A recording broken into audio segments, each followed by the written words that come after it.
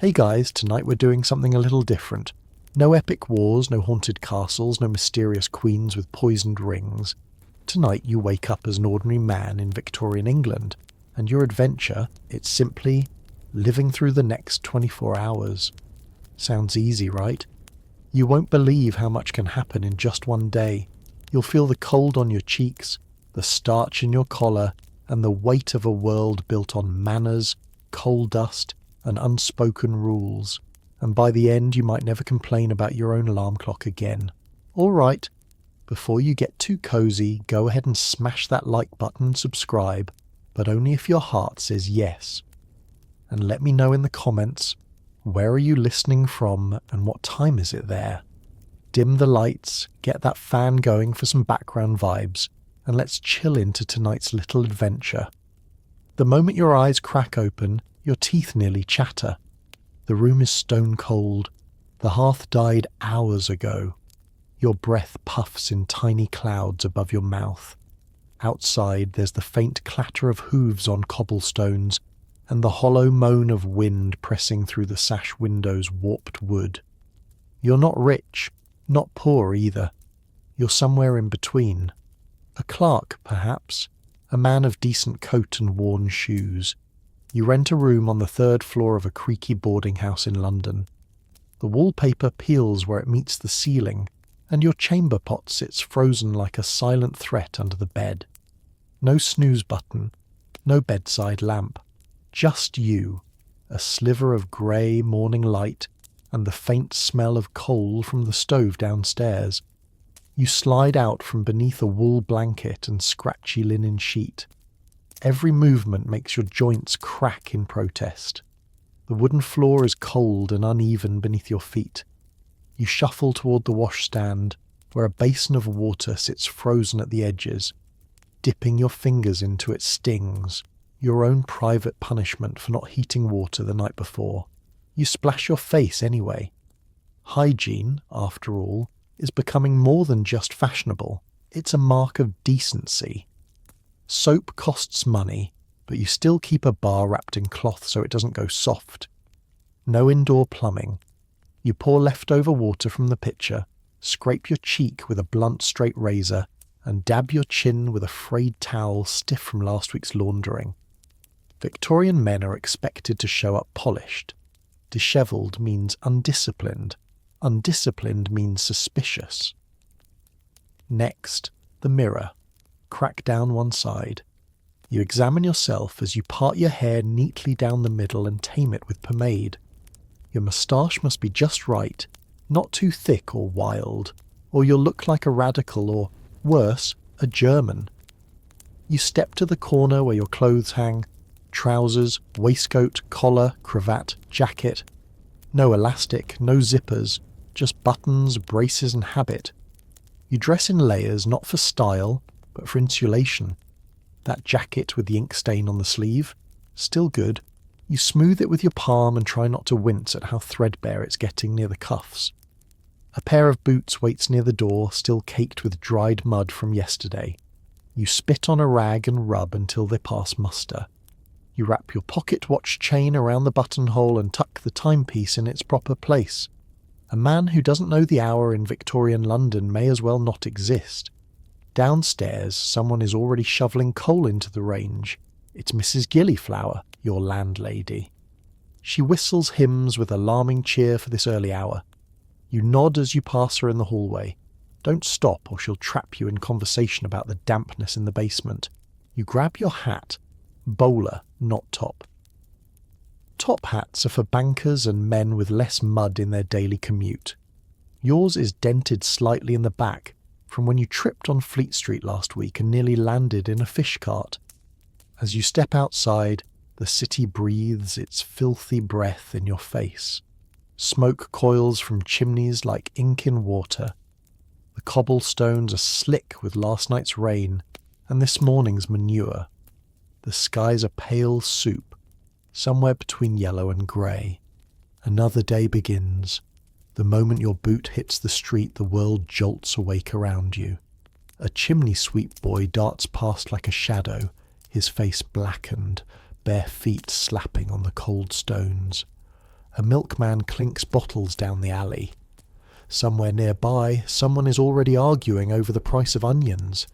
You tug your collar tighter and head down the lane, your breath visible in the morning murk. This early, the city feels like it belongs to ghosts and tradesmen. You pass a pair of night soil men wheeling their sloshing cart down the road, heads down, noses wrapped in cloth. You give them a wide berth. Even here, in a time where stench is part of life, some smells are too much before breakfast.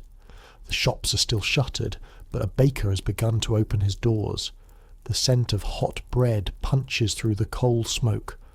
A hungry dog paces outside, tail down, hoping for a crumb. You consider buying a roll, just one, but your coin purse is thin this week. You had to buy starch for your shirt collar, and that alone cost $1.50. Your stomach grumbles, but pride keeps your back straight. You cross over a puddle with a leap, not because of water, but because of the thick green slime that's gathered at its edge. You land and straighten your jacket. A gentleman, even a modest one, never arrives with stained trousers. Now you pass a fellow tenant, Mr. Blythe, a travelling salesman of ribbons and hosiery. He tips his hat and offers a mornin', the way men do. Brief, brisk, no follow-up. Conversation this early is suspect unless it's about the weather, which today is cold, damp, and bone-deep. You nod and walk on, watching his boots disappear into the fog. There's a small moment of stillness before the city truly stirs. The horses haven't begun their noisy clatter in earnest. The factories haven't released their shrill whistles. It's the brief breath between night and labour. Some call it peaceful. Others call it the hour when debts speak the loudest. Your thoughts drift. Perhaps today will be the day the supervisor notices your improvements to the ledger system. Or maybe that quiet widow on the second floor will finally speak more than 2 words. Then again, perhaps it'll be the same as always. Long, cold, and just manageable. At the corner, a newsboy stands on a wooden crate yelling headlines you can't quite hear over the echoing rattle of an approaching cart. He's got ink-stained fingers and a voice like sandpaper. You glance at the headlines. A mine collapse up north. A scandal involving a baronet and a chambermaid. A penny dreadful about vampires in Manchester. All printed with slightly crooked type on rough grey paper. You don't buy a copy. You already know enough horrors from the office. As the light strengthens, the streets begin to crowd. Omnibuses rumble by, each one a metal and wooden rattletrap of hooves and elbows. A man calls for cab fare and curses the mud. A governess marches 3 children along the sidewalk like ducks in a row, each one with red cheeks and perfectly tied scarves. You pull your gloves tighter, not for fashion, but to keep the ink off your fingers later. You'll be expected to transcribe documents all morning, again, and any smudge will be treated like a moral failing. As the clock chimes the half-hour, you're not yet late, but just barely. The day has begun to devour you, 1 minute at a time. The city moves, and so must you. You reach the narrow courtyard behind the draper's shop, where your office sits wedged between a tobacco merchant and a stairwell that leads, mysteriously, nowhere. It's a building that creaks when no one touches it. The front door sticks until you shoulder it with just the right pressure, the same pressure you learned the hard way after tearing your coat seam last February. Inside, the morning gloom seeps through the frosted panes. No gaslight's been lit yet. You feel your way down the hall by memory, passing Mr. Wexley's umbrella stand, always wet, always tilted, and hang your hat on the hook that's second from the end, the one that doesn't fall off the wall. Your desk waits, third on the left. A small, ink-stained thing of groaning wood and etched initials, most not your own. You once tried carving your own name into a hidden panel underneath, but the blade slipped and you ended up slicing your thumb. Still, the scar feels like a badge. You sit and arrange your things just so. pen, blotter, ledger, ruler. A man's tools are an extension of his soul, or at least that's what Mr. Hargrave says when he's pretending to be philosophical. Hargrave isn't in yet. Good. That gives you 10 minutes to check your collar for smudges and fold your cravat again, just in case. The mirror in the corner is cracked and spotted like an old apple, but it serves. You tug down your sleeves and breathe slowly. Victorian men don't fidget, they smooth. Around you, the office begins to murmur. Footsteps on stairs, coughs, the sharp sound of matches striking for gas lamps. The light flickers uncertainly before catching. The air smells faintly of sulphur and something more sour, ink, sweat, old wool. There's a distant clatter of teacups from the back room. You don't go near that kettle unless invited. Last time you did, and Mrs. Turnbull stared at you like you'd stolen her pension. Mr. Hargrave bursts in 10 minutes late, as always, shaking off his umbrella with too much flair. His moustache is overgrown, his top button is undone, yet somehow he still commands the room. He drops his gloves on his desk and calls out, "Let's have something useful from you lot today, shall we?" You lower your head and pretend to be busy. The last man who answered back spent the next week copying invoices for roofing slates. You begin your day's work, ledger checks, shipping records, coal deliveries. The numbers never end. You blot, you tally, you try not to spill ink like you did last Thursday. Your cuffs still haven't forgiven you. The paper is coarse, yellow-tinged and slightly damp. It curls at the corners as if resenting its own usefulness. Every hour or so, someone makes a quiet joke about the supervisor's breath or Mrs. Turnbull's ferret-like gaze. Laughter never lasts more than 5 seconds. Any longer, and it draws attention. This is a place of order, propriety, and the illusion of upward mobility. If you work hard enough, maybe they'll let you manage the inventory room by Christmas. Or maybe not. Above the fireplace, a faded motivational plaque reads, "Industry is the soul of progress." The frame is cracked. The soul of progress smells faintly of feet. Outside the window, the fog begins to lift just enough for light to seep through. You can make out silhouettes on the street, men in aprons, a woman in a dark cloak with a basket of eggs, 2 boys fighting with caps in hand. You watch for a moment, then turn back to your figures. You have 20 more receipts to log before lunch, and if you forget to stamp them, again, Mrs. Turnbull will let you know with her terrifying silence. You dip your pen. The day crawls on. The office doesn't hum. It clicks, taps, and coughs. Everyone has a rhythm, and yours is faster than most. Not out of ambition, really. More like a mild, constant anxiety that if you slow down, someone will notice. And in this place, being noticed is dangerous. A draft sneaks under the window pane and chills your ankles.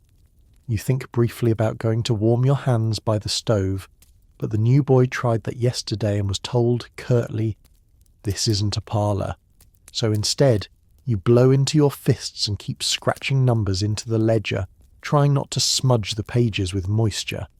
At 10:30, the door creaks again, and in walks Mr. Ellery from upstairs, always overdressed, always with a cane that he doesn't need. He's from the accounts office and has a talent for appearing just as someone makes a mistake. You sit straighter. So does everyone. The room becomes a little too still, like rabbits pretending to be rocks. Ellery nods and murmurs something about quarterly tallies. You don't hear the rest. You're too busy pretending to not exist. He lingers for a moment, picks up a half-filled document, and inspects it like a jeweller might a cloudy gem.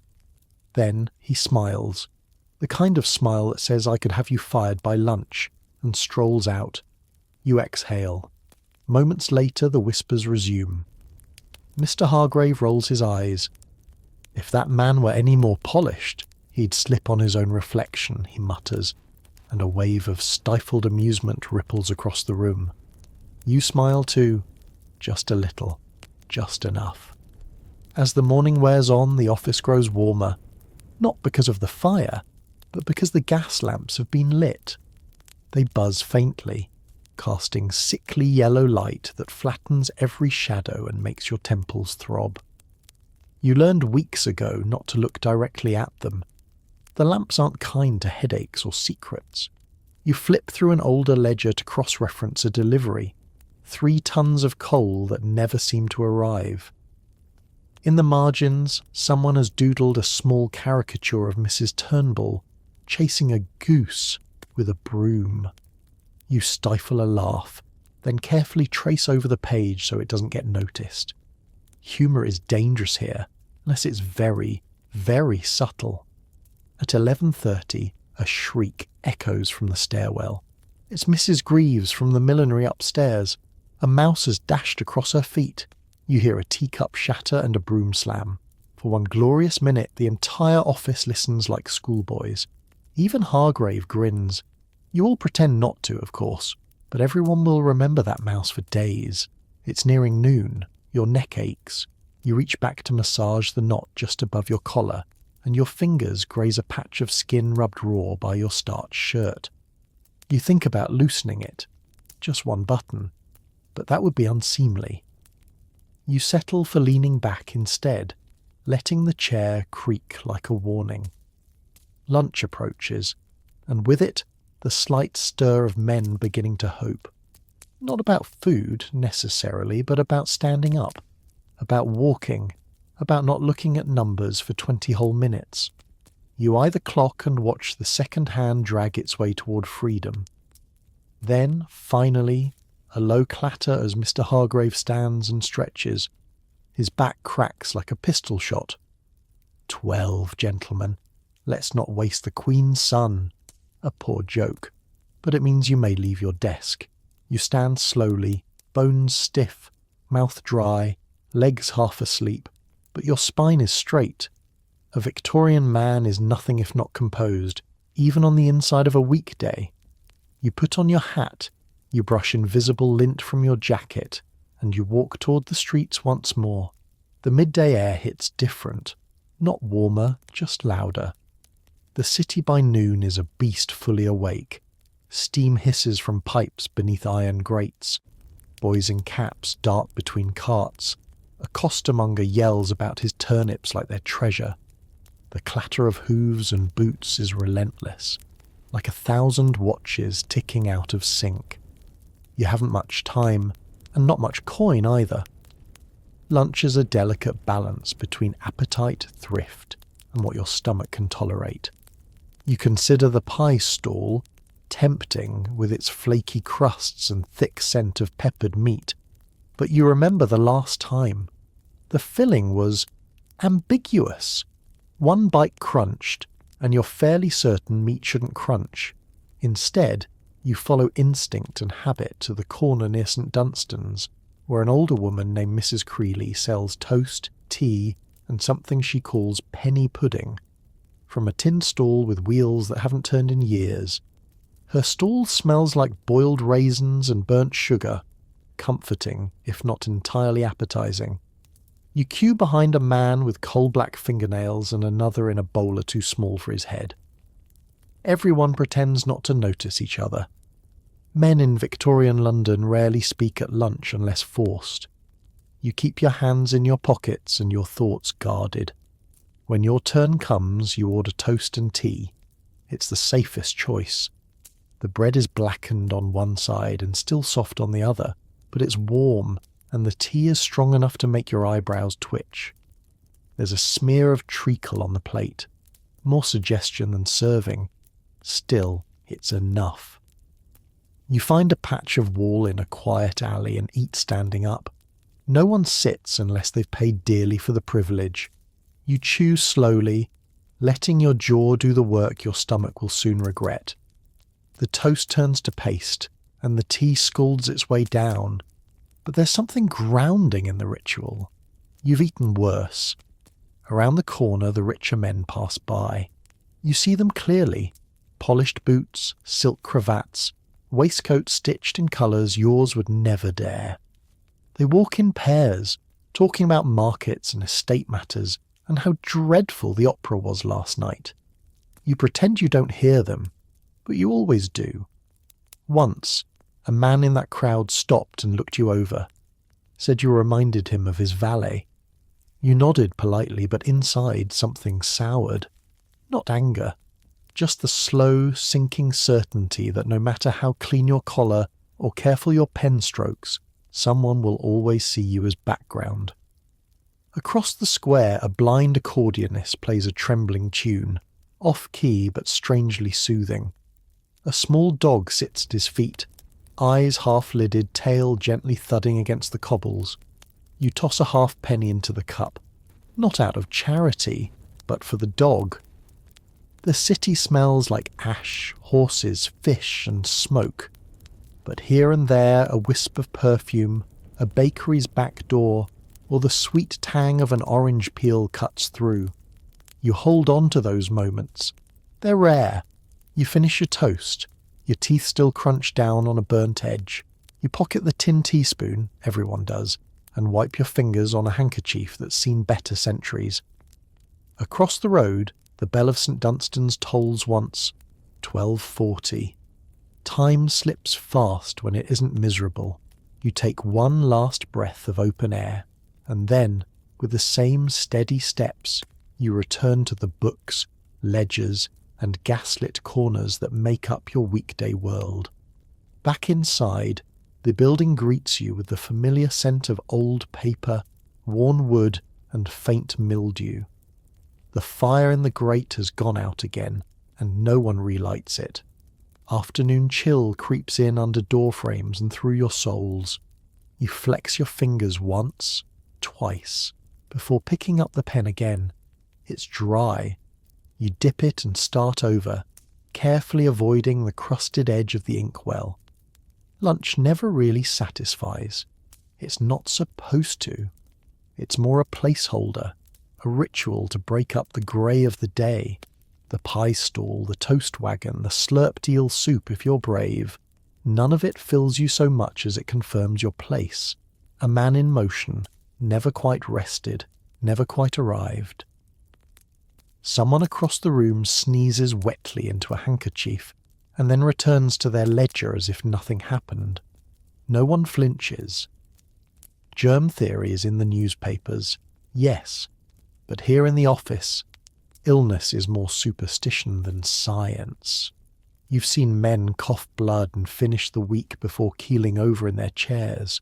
No one gets time off, not unless it's permanent. You glance at your fingers. Ink stains have made a home there. You rub, but they've seeped deep into the lines of your skin, a permanent signature of your station.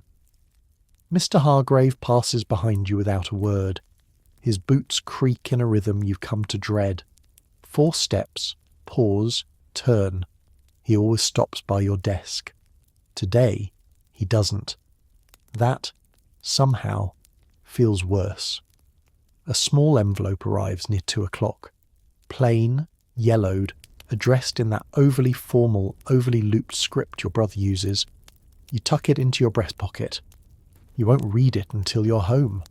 Not because of time, but because of privacy.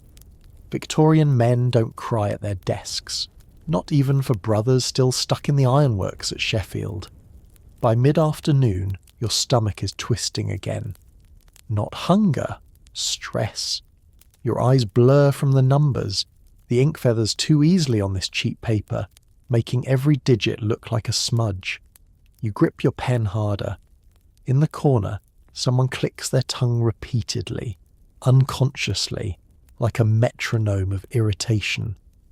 You don't say anything. Victorian office politics are brutal but silent. The louder you complain, the closer you come to replacement.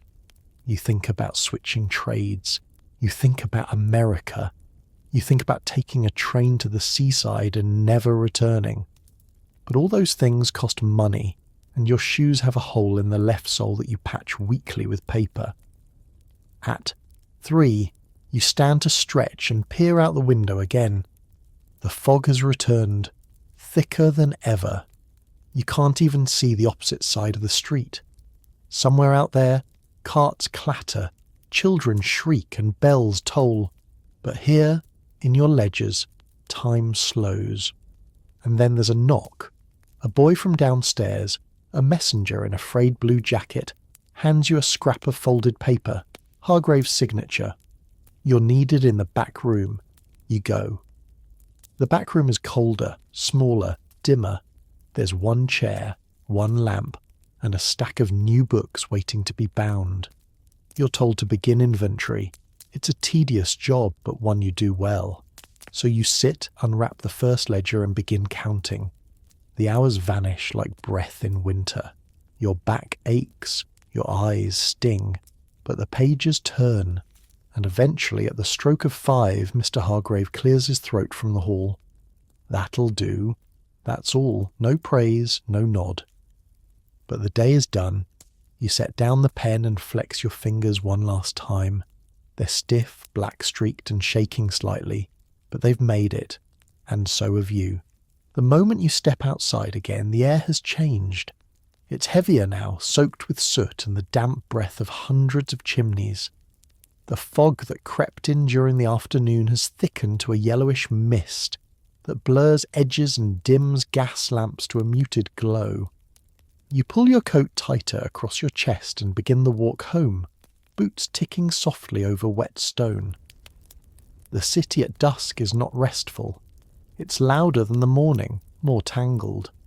The streets fill with a new kind of rush, not of ambition, but escape. Everyone wants to get home, wherever home may be. You dodge carts overloaded with crates, hear the cracking whips of frustrated drivers. A dog yelps somewhere behind you, chased off by a boot or a broom. You don't look back. You pass 3 boys balancing on a pile of coal sacks, laughing as they shove each other. Their faces are striped with grime, their laughter high-pitched and startling against the low rumble of hooves. One of them whistles a melody you can't place, though it rings oddly like a hymn. It takes time to fall into the rhythm of the street. You dodge puddles with memory rather than sight. You know which alley smells too strongly of rotting fish, which corner the chimney soot always gathers, and yet every day there's something new. Today it's a banana peel crushed into a cobblestone, a strange fruit still rare in these parts. Someone wealthy must have tossed it. A tram clatters by, pulled by 2 weary horses with steam curling from their flanks. The conductor yells at a man trying to board while it's moving. You glimpse inside, men with newspapers folded like weapons, women in gloves staring out the windows like queens on parade. You walk past. You're not far from the Thames now, and the air begins to carry its distinct scent. Stagnant, salty, faintly metallic. The fog mixes with it, and the whole street begins to feel like a dream. Gas lamps flicker in pairs, lighting your path unevenly. Some have cracked glass, some burn blue. You pass beneath them like a ghost between worlds. As you walk, you become aware of the noises layered beneath the obvious ones. A hackney driver swearing under his breath. A mother calling her child's name with more exhaustion than urgency. The persistent clank of a smithy's hammer in a side alley, still going even now. Your route home takes you along Fleet Street, where the newspaper offices glow from within, fiery little boxes of chaos. You can see silhouettes pacing, arguing, writing. Once you considered trying your luck as a reporter, but you lack the swagger and the bribes. You pause for a moment to let a funeral pass. 4 men in black carrying a plain box to a horse-drawn hearse. No flowers, no mourners, just the clop of hooves and the slap of leather reins. You remove your hat. Not because anyone's watching, just because it feels right. As you continue on, the city darkens. Lamplighters move ahead of you, poking their long poles toward the gas jets, bringing light with each touch. It's oddly magical. this Victorian ballet of fire and fog. One of them nods to you. You nod back. These are the little contracts men share without words. Your boots squish slightly with each step. That hole in the sole is growing. You'll patch it again tonight with scrap paper and wax. It's a ritual by now. Then, just as you reach the street where your boarding house stands, you pass an apothecary's window. There's a new tonic on display. For vigour and vitality in the modern gentleman. It's probably full of alcohol, opium, or both. You consider it for a moment, then keep walking. You've survived another commute. The city didn't devour you today. You reach your doorstep just as the wind picks up, carrying with it the bitter bite of river damp and coal ash. The street behind you melts into the evening murk, a tangle of silhouettes, gaslight halos, and the occasional glint of carriage lanterns. You pat your coat pockets, key, handkerchief, the folded letter from your brother, and then slip through the warped wooden door of the boarding house. Inside it's dim and close. The faint smell of cabbage water lingers like a memory that won't leave. The hallway gas sconce sputters. You pass Mrs. Gillyflower's room, she's arguing with her canary again, and take the stairs slowly, one at a time, careful to step over the warped third tread. You know this staircase better than you know most people.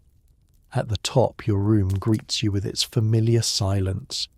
The floorboards groan as you step inside, shutting the door with a soft click that feels final. You hang your coat on the hook, pull off your boots, and inspect the wet spot in your left stocking. The hole's worse now. You make a mental note. Tomorrow, newspaper and wax again. You light the small lamp near the bed. It gives off a tired glow. Everything in the room feels tired, really. The chair with its fraying cane seat, the washstand with its chipped bowl, the cracked mirror that leans a bit more each month. Even the bed, squat and lumpy, seems to sag in defeat. You sit. Breathe. For a moment nothing happens, and that strangely is the most precious part of your day. But you can't linger long. There's still your appearance to fix before dinner, such as it is. You take off your cravat and inspect your collar. A faint ring of sweat stains the inside edge, but nothing scandalous. You run your fingers through your hair, straighten your shirt front and smooth your moustache back into form. Even now, presentation matters, especially in shared dining rooms where every glance is a social chess move. You hear a bell clang downstairs. Twice. Supper call. You stand with a kind of slow stretch that feels like luxury. Then you open the small drawer by your bedside and retrieve a tiny tin of boot polish. No time to shine them now, but it comforts you to know it's there. A small preparation for the next commute, the next morning, the next wet puddle you'll fail to avoid. As you step into the hallway, you pass young Mr. Olver, the apprentice printer, who nods at you without smiling. He's wearing the same jacket as yesterday, and the smell of ink clings to him like smoke. You return the nod. You don't speak. Men here rarely do in hallways. Words are saved for rooms with tables. You descend to the ground floor dining room, where 6 chairs encircle a scarred pine table. The light is weak, the silence weaker. Mr. Hargood, who repairs spectacles, is already seated, spoon halfway to his lips. The stew smells vaguely of mutton, more strongly of turnips. No one asks what else might be in it. You take your seat, offer a muttered "evening," and receive 3 grunts and a cough in reply. Mrs. Gillyflower shuffles in behind you and begins ladling portions. You get a shallow bowl, half a roll, and a chipped mug of tea strong enough to make you squint. No one complains. This is the hour of quiet chewing, the clink of spoons on porcelain, the soft rustle of a newspaper shared between bites. Here, status blurs. You all return from your own battles, equally weary, equally silent. When your bowl is empty, you push it aside and glance around. No one is speaking still. not even Mrs. Gillyflower. It's the kind of peace only fatigue can enforce, and it suits you just fine. The dining room empties gradually, chairs scraping in uneven rhythms, boots shuffling across warped floorboards. You're among the last to leave, not out of slowness, but out of a quiet reluctance to face your room again. There's something deeply melancholic about the moment after dinner, when your stomach is just full enough to remind you how hungry you were, and your mind is too dulled to pretend anything exciting might happen next. Back upstairs, you toss your gloves onto the chair and loosen your shirt collar by one button. Finally. The release is slight, but it feels like victory. You roll your sleeves to the elbow and sit at your desk, if it can be called that. It's a crate turned sideways with an old ledger stretched over the top like a tablecloth no one ever bothered to clean. There's a stub of pencil, a torn envelope, and the letter from your brother, still unopened. You touch it gently, then tuck it beneath the desk. Not yet. Instead, you reach for your favourite pipe. Not the fancy one with the ivory stem. That one's for Sundays. But the sturdy, cracked briar that's followed you since '77. You stuff it with shag tobacco and strike a match. The flame flares briefly, then steadies.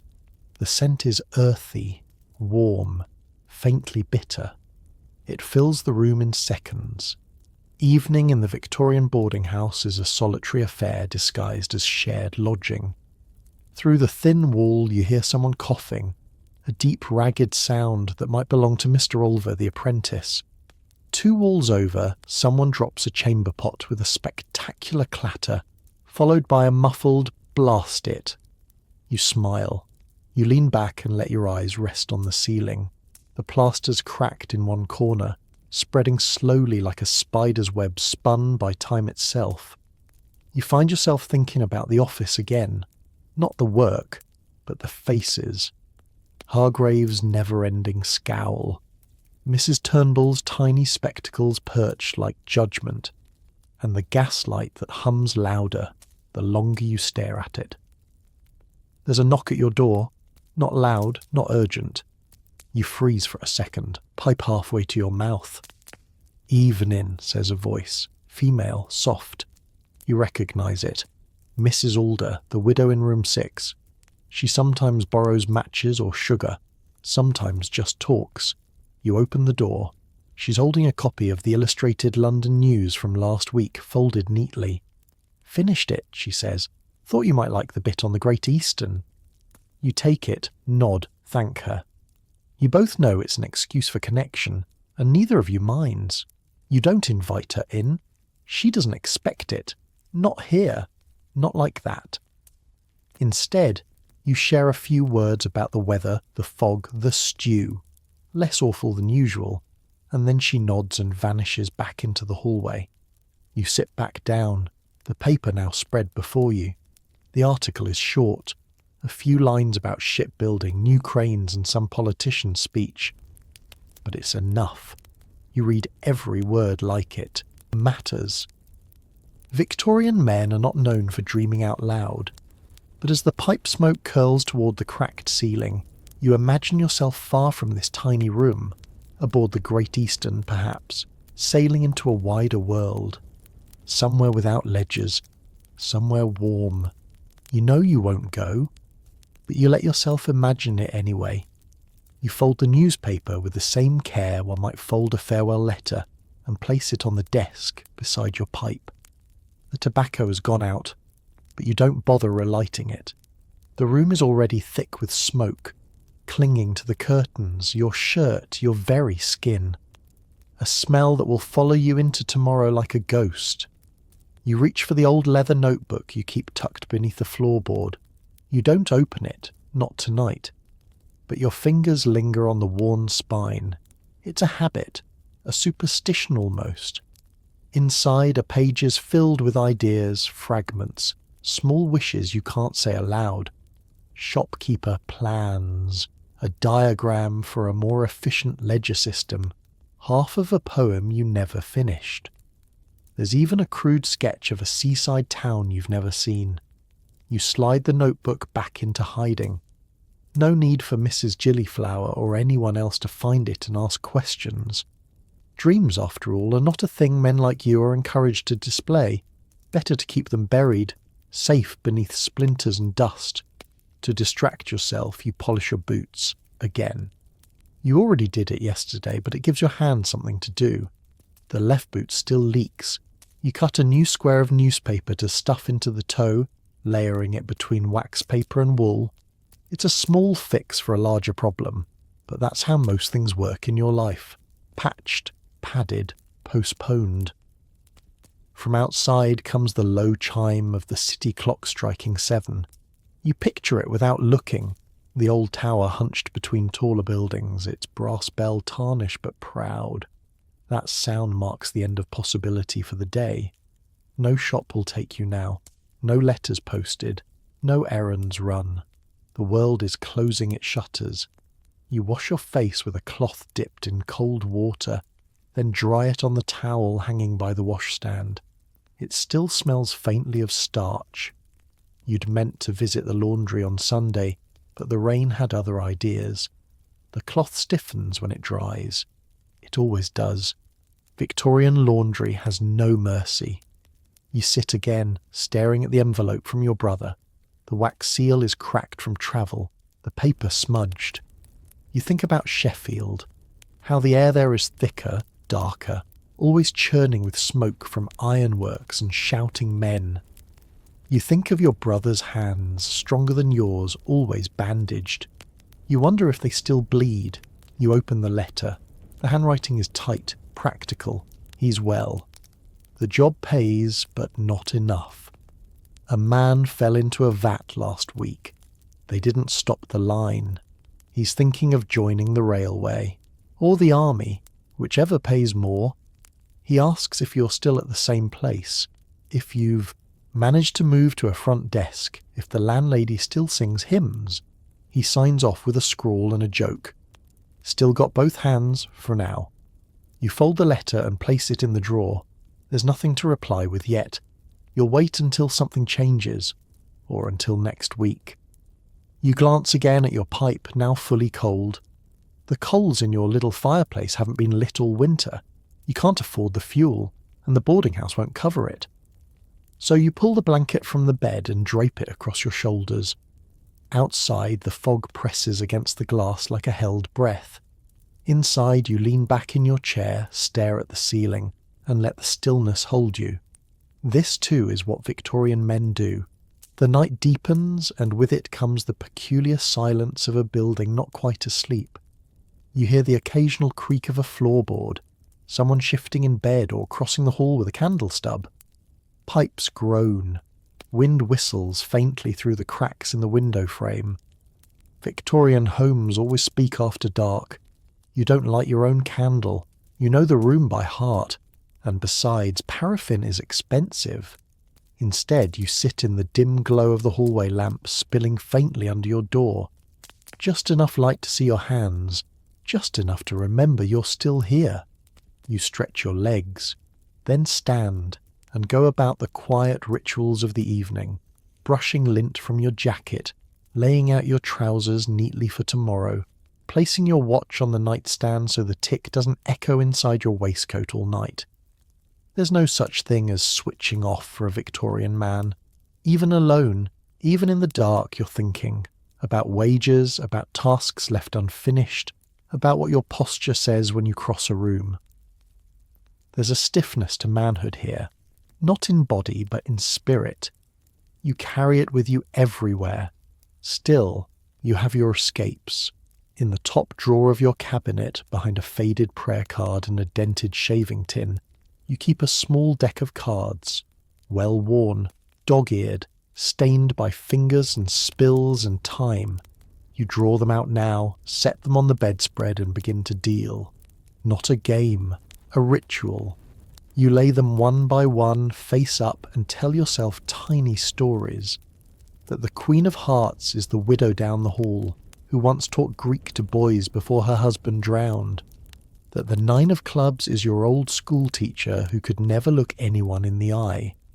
That the Ace of Spades is you, tired, silent, unreadable, It's silly, you'd never admit it, but you do it every night. A knock interrupts your thoughts, not at your door, further down. 2 knocks, soft, then a door opening and closing. No voices, just footsteps, slow, rhythmic. You listen closely, but no better than to eavesdrop too long. Boarding houses have their secrets, and you've learned that knowing too much is often worse than knowing nothing at all. You return to the cards. You lay out another row. Then you hear it, the low thump of laughter, male voices, suppressed, conspiratorial. Probably the 2 younger men from room 9. They fancy themselves philosophers after dark, smoking poor tobacco and discussing revolution in whispers. It's harmless talk, the kind that never reaches the street. You once tried joining their conversation, sat on the edge of a shared bed, offering a timid comment about the Reform Act. They nodded politely, then carried on without you. Your boots weren't shiny enough, your opinions too cautious. Or maybe it was just the way you said pardon instead of what. Victorian office culture follows you home. There's always someone measuring your worth, even when no one says a word. You sweep the cards back into their case and tuck them away. Then you turn to your shoes. Again. Yes, you polished them. Yes, they're drying. But still, you kneel and inspect the heels, run your fingers along the seams. There's comfort in the familiar texture of leather, the quiet scuff of fabric over wax. A Victorian man keeps his appearance, not for vanity, but for survival. There's no promotion for effort, no praise for keeping your collar clean, but you keep doing it, because someone might notice if you didn't. You sit back on the edge of the bed, hands resting on your thighs. The blanket beneath you smells faintly of soap and dust, a combination that somehow feels clean and stale at once. For a moment, you do nothing, just listen. To the ticking of your watch, to distant hooves clattering on wet cobblestones, to the scrape of a neighbour dragging a chair across the floor above. It all blends into a lullaby of the ordinary. You think about tomorrow, and the next day, and the day after that, not in dread, but in sheer mechanical acknowledgement. The days roll forward like a great iron wheel, and you're simply beneath it, pushing along. Still, your mind wanders, just for a moment, to what might have been. You imagine yourself in a different coat, one with brass buttons, or perhaps no coat at all, walking barefoot on a warm shoreline, someplace without ledges or lamp soot. You wonder what a man like you would have been in another century. A stonemason, a monk, a farmhand in a place with air that smells like green things, not ash. You chuckle quietly to yourself. A Victorian man mustn't romanticize too much. It leads to distraction. Distraction leads to error. And errors get logged, reported, and remembered, especially in a world where reputation weighs more than currency. You glance at the letter again. Your brother's rough handwriting looks somehow more urgent in the fading light. You want to write him back, tell him you understand, that you too think about leaving, that your own days feel tight and narrow like collars pulled too high, but there's no way to put that into words without sounding soft. Victorian men don't confess softness, not even to blood. You lie back, boots still off, shirt still buttoned. You won't fully undress until the last moment. Part habit, part caution. You once read a story in the Strand about a man who had to flee a fire barefoot and shirtless. You vowed never to be caught like that. The ceiling glows faintly now, catching the flicker of gaslight from the street through the warped glass. You stare at it until it stops being ceiling and becomes something else. A map, perhaps, or a field of cracks stretching toward possibility. You turn your head and notice something odd. A quiet hum, low and steady. It's the new tenant's harmonium in the next room. He plays it at night, always the same 3 hymns, always slowly. He never sings, just lets the notes drift through the walls like incense. Some tenants complain, others find it comforting. You find it strange, but strangely welcome. You sit up again, just long enough to light your candle for the first time tonight. You only burn it for 10 minutes a day, just 10. Enough to read 1 page of the novel you've been eking out for months. Dombey and Son, picked up second-hand from a street stall, pages patched with flour paste. Tonight you read slowly, lips barely moving, letting each word settle. It's not just the story, it's the rhythm, the ritual, something to hold on to. After 10 minutes you pinch the flame. You lie down, fully now. Pull the blanket over your shoulders. You fold your hands across your stomach, as if in rehearsal for something you'd rather not name, and as your eyes adjust to the dark once more, the city outside continues its muffled symphony. Tomorrow will come, with its boots and ledgers and black tea. But tonight, for just a few hours, you are no one, and no one has anything to prove. The morning finds you exactly where it left you, in bed, in the cold, staring up at a cracked ceiling that greets you with quiet indifference. But this isn't the same morning. This is Saturday.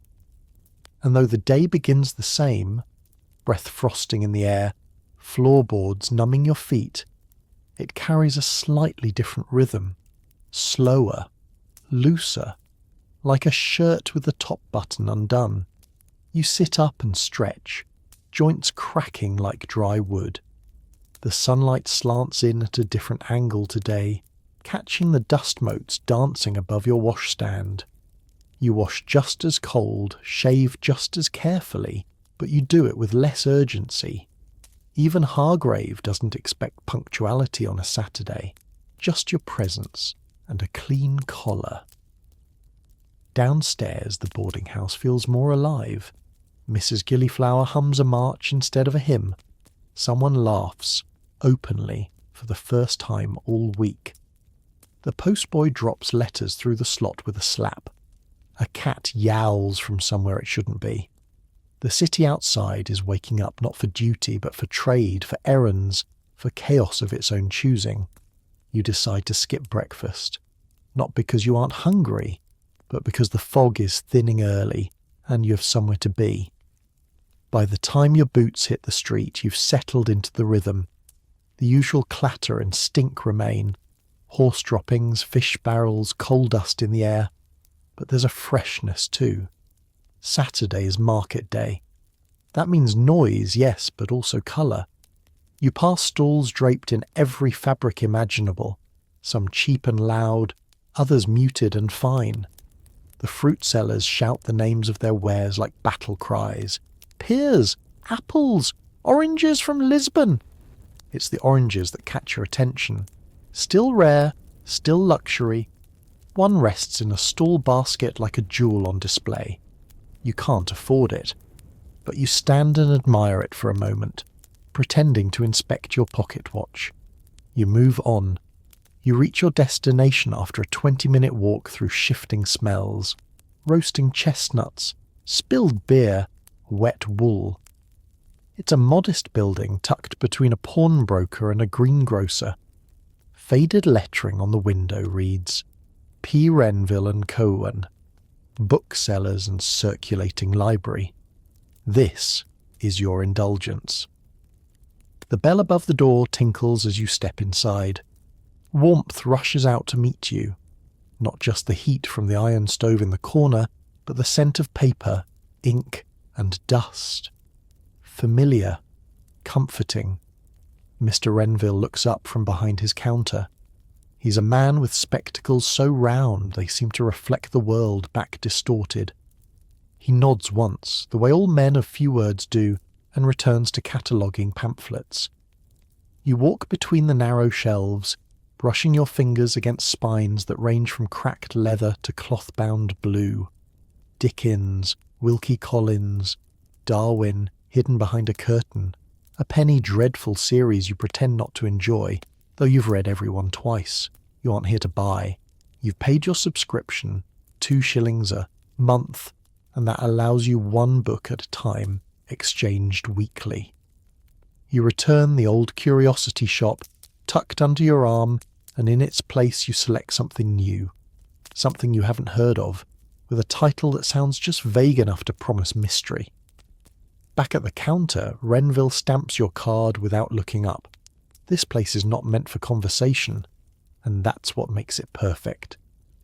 You tuck the new book beneath your arm, wrapping it in a handkerchief so the fog doesn't warp the pages. Outside, the street has grown livelier. Vendors call louder. A brass band down the road wheezes out a crooked version of Rule Britannia. You step carefully past a girl skipping rope and a boy rolling a hoop with a stick. His shout nearly startles a horse. You cross the road to avoid a puddle that looks deeper than it should, and your boot still catches the edge. Now your sock is damp again. You sigh and keep walking. The kind of sigh you've perfected. The sort that releases no emotion, only steam. By now, the street's thick with people. Everyone out for something. Sausages, kerosene, ribbon, gossip. You spot Hargrave across the road, mid-haggle with a hatter. He doesn't see you. Good. You'd rather keep your Saturday intact. You wander further than usual, past a narrow alley you don't recognise. A man with no teeth offers you a boiled sweet. You decline with a nod, polite but brief. Victorian city etiquette, acknowledge but never engage. A conversation leads to a story. A story leads to a request. Requests lead to wallet loss or worse. But still, you turn down the alley, just for a moment. It opens into a small square you've never seen before. There's a man sketching horses with charcoal, a woman selling buttons in jars, a boy juggling pins. It's quiet here, not empty, but untroubled. The kind of place you wouldn't think London could hold. You sit on a dry bench, unwrap your book, and read the first page. The ink is still sharp. The story begins with a train, a missing valise, and a woman in disguise. You smile. You can tell already it's one you'll finish quickly. A voice interrupts you. Familiar, uncertain. Mr. Ainsley. You look up. It's the widow from room 6, Mrs. Alder. She holds a small cloth bag and wears a bonnet slightly askew. There's a surprised softness to her face, like she didn't expect to see you in daylight. You stand, nod. Didn't take you for a reader of penny fiction, you say. She smiles, small but real. Didn't take you for the sort who strolls this far east. You both sit, not quite close, but not apart either. She opens her bag and reveals a lemon bun. From the stall near the bridge. They bake fresh on Saturdays. You don't reach for it, but she breaks it in half and offers it anyway. You accept. The sugar sticks to your fingers. You eat quietly together, surrounded by buttons, horses, charcoal, and the strange stillness of a forgotten square. No one here knows your name.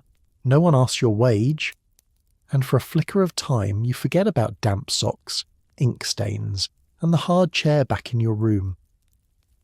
When you both finish, she wipes her hands, tucks the paper into her bag and says, "See you at supper."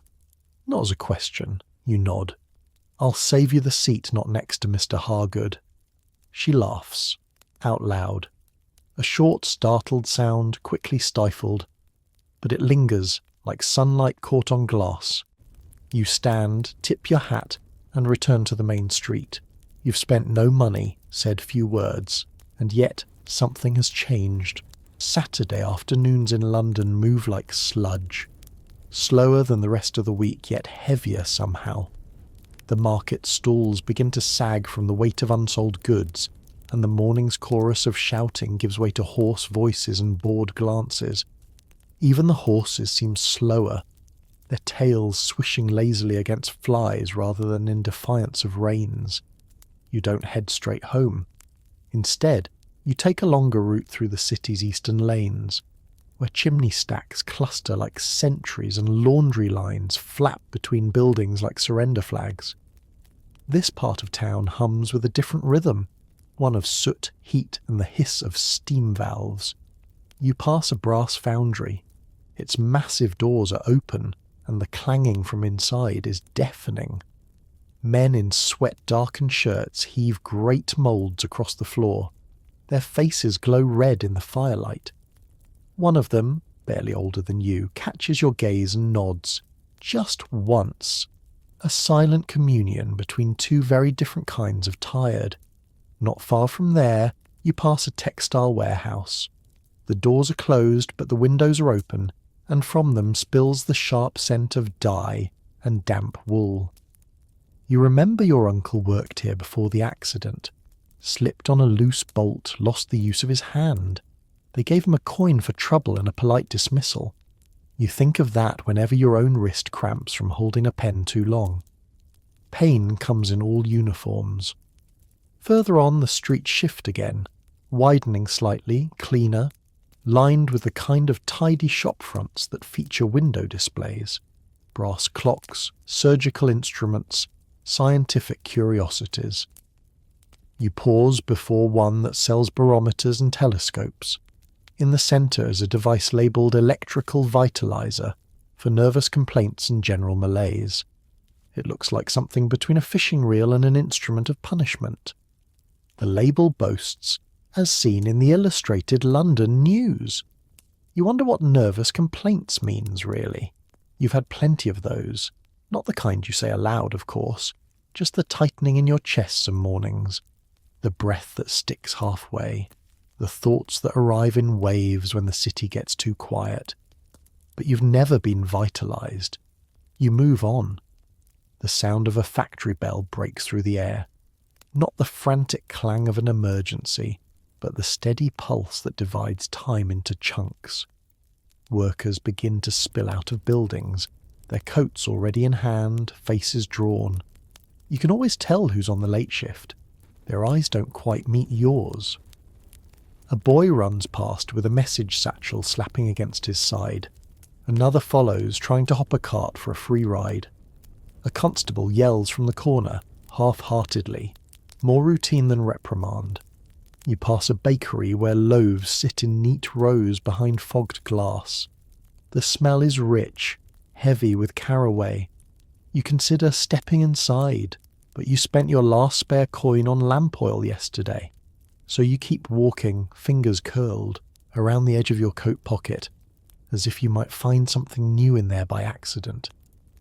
By the time you round the corner toward home, the sky has begun its slow fade. Gas lamps sputter to life one by one. They hiss softly, like the city exhaling. You glance at your reflection in a shop window. Same hat, same coat. But something about your shoulders seems taller today. Maybe it's the walk. Maybe it's the bun. Maybe it's just the knowledge that this afternoon wasn't wasted on ledgers and smudged ink. Saturday is half over, but it's still yours. Back at the boarding house, the hallway feels stuffier than usual. Someone's been boiling cabbage again. The smell clings to the wallpaper, seeps into the floorboards. You climb the stairs two at a time, not out of energy, but out of habit. You've learned the exact creaks to avoid. It's a strange kind of intimacy, the one you share with this building. In your room, the light has faded to a pale amber. You don't bother lighting the candle just yet. You sit on the edge of the bed, peel off your boots, and stretch your toes against the cold wood floor. The patch of newspaper in your left boot held. Barely. You take the book from the library, The Vanished Gentleman, and lie back on the bed, one arm propped under your head, the other holding the pages open. The paper is rough and yellowed. You have to squint slightly to make out the type, but it's worth it. The story carries you away just far enough. A stolen identity, a train bound for Wales, a secret code inside a watch. You wonder what it would feel like to vanish. A knock again. This time you expect it. Mrs. Alder. She stands in the hallway, no bonnet this time, holding a small brown paper parcel. "Cooked apples," she says, a bit breathless. "They were softening, and I thought, well, it'd be a shame to let them go." You thank her, more warmly this time. Take the parcel in both hands.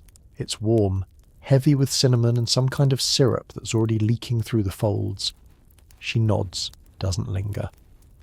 But before she turns away, she adds, "Thought I'd read for a while in the dining room, in case you felt like company." She doesn't wait for your answer. You place the parcel on the desk. Your stomach growls. The stew has long worn off, and your lunch was, as usual, more ritual than nourishment. You unwrap the paper carefully. Inside are 6 wedges of apple, stewed soft and dark, their skins curling like ribbons. The scent alone makes your mouth water. You eat them slowly without ceremony. Each bite is warm and clove-sweet. Your shoulders ease, your jaw unclenches. You feel, just for these few minutes, like someone is looking after you. Then you wipe your hands, fold the paper into a neat square, and place it in the small tin by the window. You don't throw things like that away. It's not about thrift. It's about memory. The harmonium starts again in the next room. The same hymn as before. Slower. Tonight. Almost mournful. It winds through the wall like smoke, curling into your space without asking permission. You let it. You read 2 more chapters. The vanished gentleman is now hiding in plain sight, posing as a tutor for a blind heiress. You almost laugh at the absurdity, but you admire the author's nerve. There's power in pretending. Eventually you close the book and light your candle. The room fills with its soft flicker, every corner catching the gold of the flame. You glance at the door. The hallway's quiet now. You know the others have gone to bed. You consider joining Mrs. Alder in the dining room. Then again, you've had enough warmth for one night. You draw the blanket up to your chest and lie back once more, the novel tucked beside you. The smell of stewed apples lingers in the air. The harmonium fades. Outside, the fog presses against the window pane like a heavy curtain, and inside, you exhale. Tomorrow will come. With it, the return of office bells, ink blotters, and Hargrave's disapproving eyebrows. But tonight, you are full, and in your own quiet way, content. Sunday morning in London begins differently. Not quiet, no, but softer. The city seems to hold its breath a little longer. Fewer carts on the roads, fewer shouts in the alleyways. Even the chimneys smoke slower, as if the bricks themselves are tired. You wake to that stillness. The light through your window is muted, dappled by soot-streaked glass. You stretch beneath the blanket, but don't move just yet. There's no work to hurry for.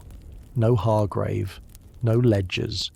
Just a few long hours of unpaid time, and the fragile freedom they offer. Eventually you sit up and wash your face in cold water. No shaving today. That's your rebellion. The rough edge of stubble makes you feel faintly dangerous, like a man no longer fully shackled to the weak. You smooth your hair but skip the pomade. You leave your collar unstarched.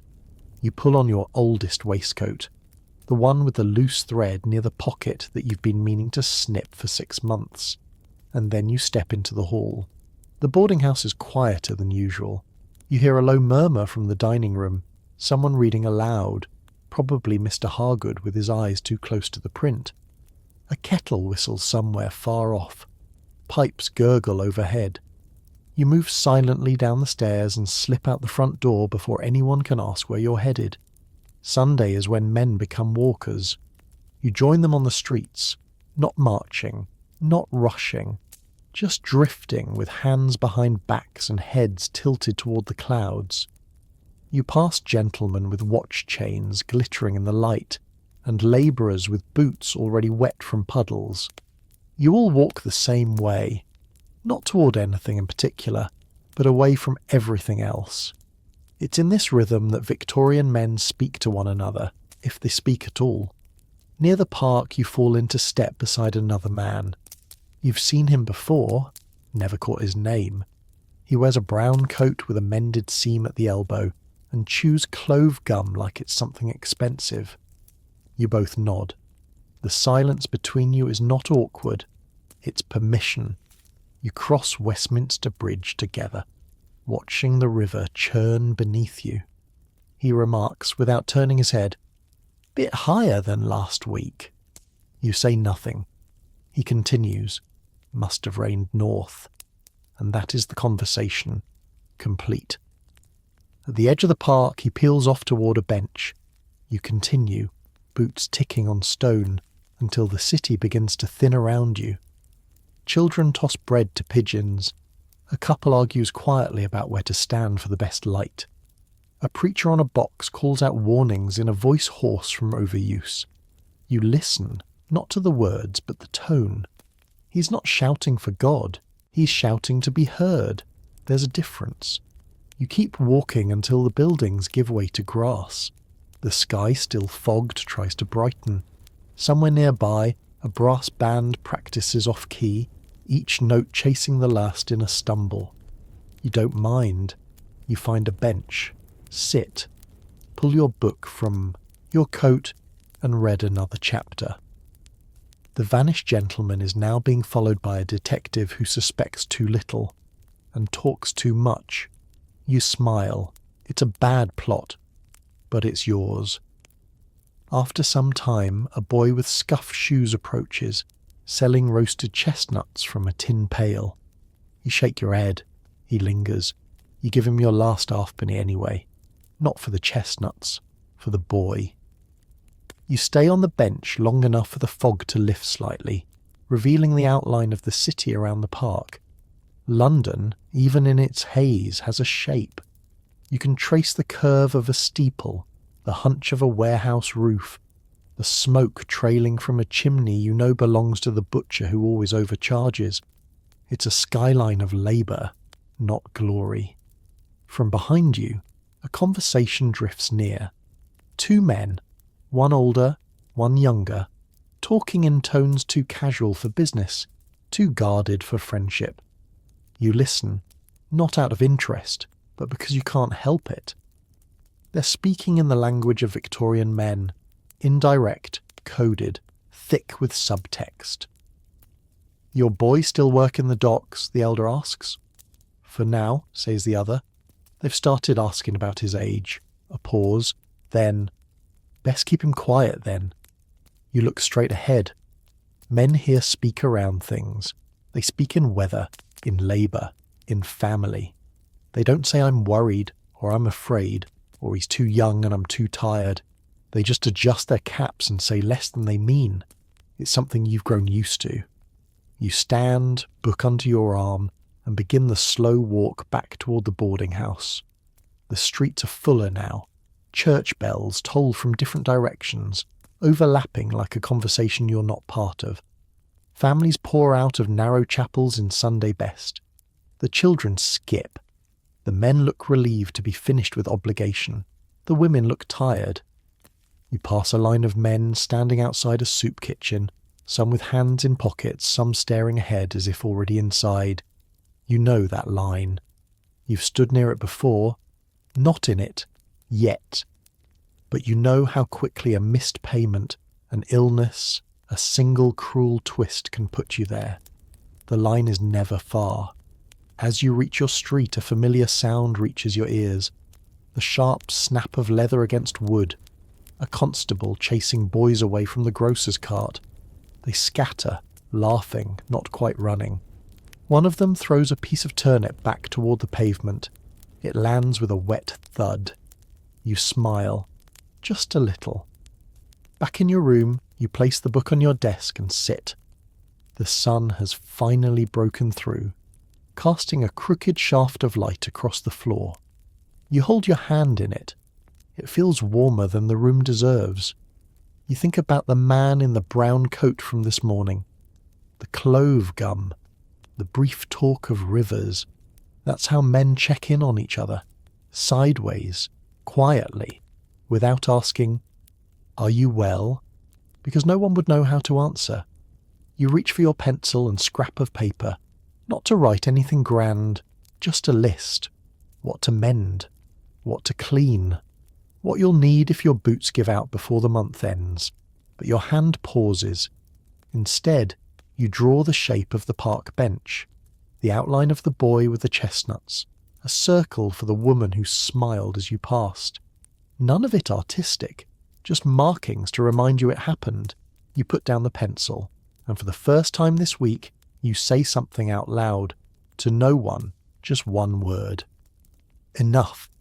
Not as in, I'm finished, but as in, today gave me enough. By evening, the city begins its slow turn inward.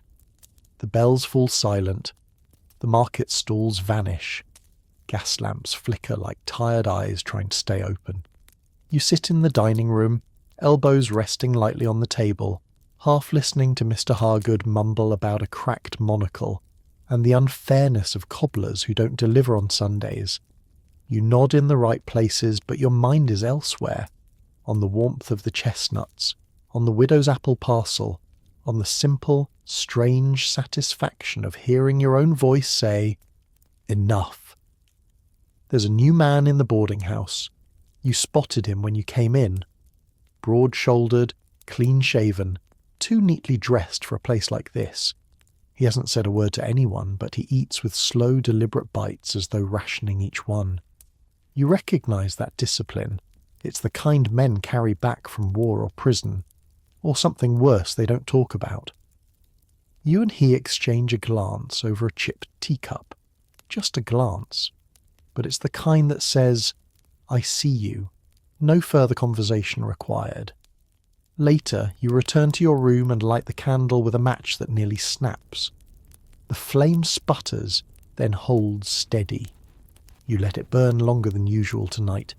You feel indulgent, not for the light, but for what it represents. Time, privacy, the permission to stay awake a little longer just because you feel like it. You unwrap your pipe and fill it. A slower tamp this time. You're not rushing now. The first puff rises in soft spirals, and you lean back in your chair, letting your spine crack just enough to feel like you're shedding the week. Tonight, you're not in the mood for the book. Tonight calls for something different. You pull the old tin from beneath your bed, the one with the letters, the folded clippings, the keepsakes too odd or worthless for anyone else to value, a dried flower, a railway ticket stub to Brighton that you never used, a list of words you once overheard and like too much to forget. Gloaming, flicker, parlour, hollow. You take out one of the clippings, a notice from a month-old newspaper. Public houses to close at midnight. New regulation passed in Parliament. You'd underlined it. Not because you drink often, but because it felt like the city itself was shrinking by the hour. You remember the last time you went to a pub, not the type with velvet benches and menus, the other kind. A small, dark room with a low ceiling and a landlord who only cleaned the glasses when someone important showed up.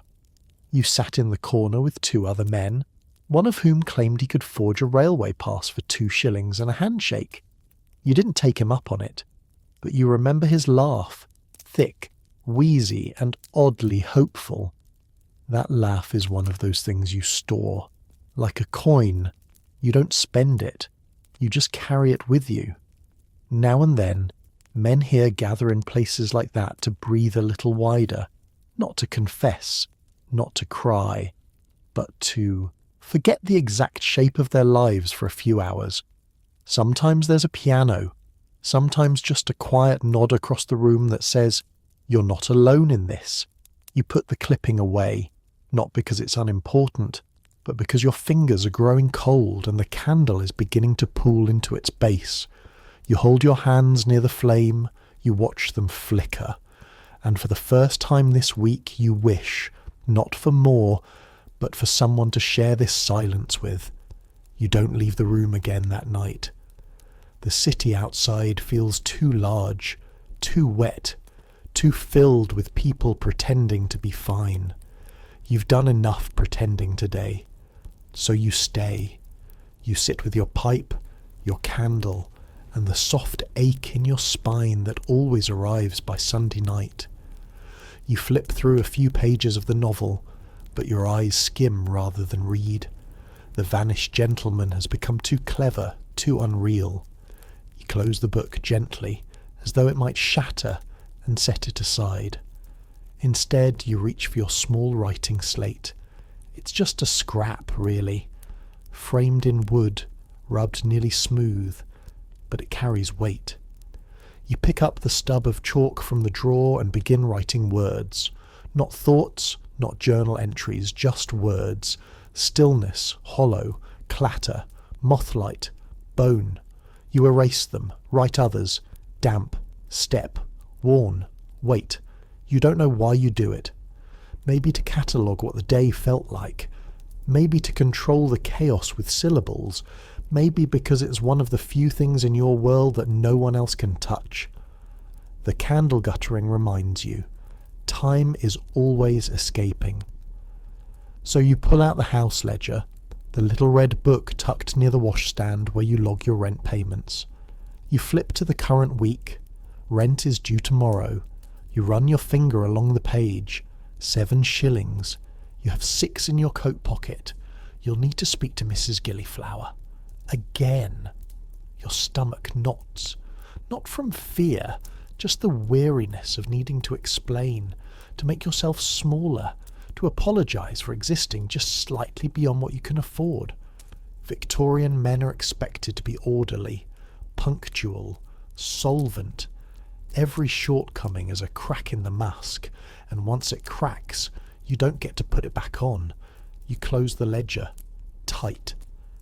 A thump echoes from down the hall, probably the tenant in room 9 dropping his boots again. He always does that on Sunday nights. You once timed it, 9:13 p.m. every week without fail. A man's life becomes so routine that even his weariness has a schedule. You lie back in bed, staring at the ceiling, the candlelight dancing faintly across the plaster's curves and cracks. You think about the pubs you didn't go to, the letters you didn't write, the voice you heard this morning saying enough. You wonder if that voice will come back tomorrow, or if it was a trick of rest. A moment of softness you can't afford to expect twice. You reach for your blanket and draw it up. The pipe has gone cold again. The window glass is sweating slightly with the condensation of your breath. You trace a line on it with your finger, an idle habit from childhood, one you never fully unlearned. And then you lie still. For a while you think you'll stay awake. Let your thoughts play their usual late-night games. What if I left? What if I said what I felt? What if someone actually noticed? But you're more tired than that. Deeper. It's not the kind of tired that invites fantasy. It simply pulls. You let it. Because tomorrow the office will open again. The ink will flow. The boots will click across the hallway floor, and your name, though rarely spoken aloud, will still need to appear in the ledger, neatly, properly, in black ink. And that, in the end, is what men like you do. Monday arrives without ceremony. No rooster crows, no bells ring, just the creak of the bed frame as you sit up, the dull ache in your knees from yesterday's walk, and the biting chill that has returned with cruel punctuality. You rub your hands together before daring to touch the basin. The water, of course, is still cold. Of course, the towel is still stiff. Of course, nothing has changed. But Monday isn't for change. It's for returning, to habit, to labour, to the quiet performance of duty. You dress without thinking. Your second best collar is clean enough. You retie your cravat 3 times until it lies flat. You brush your coat but skip the waistcoat with the missing button. Today requires as few questions as possible. Downstairs, Mrs. Gilliflower is waiting. She doesn't need to speak. She hands you tea with too much milk and no sugar. Then she gives you that look, the one that asks if your rent will be on time without asking it. You hold up 6 fingers. She nods, already turning away. No shame. Not here. Not anymore. Outside, the streets have already filled. London is a city that wakes angry. Boots clatter harder. Drivers shout quicker. The fog is thicker today, curling low over the cobbles like a warning. You pull your coat tight and join the flow, one more shape in the blur of men heading to places that do not love them. When you reach the office, the routine swallows you whole. Hat off, gloves folded, ledger open, pen dipped. It's almost soothing, the repetition, the predictable drudgery. There's comfort in knowing where your hands go, how much ink to blot, how many seconds to wait before turning the page. Mr. Hargrave enters late again, grumbling about the gas bill.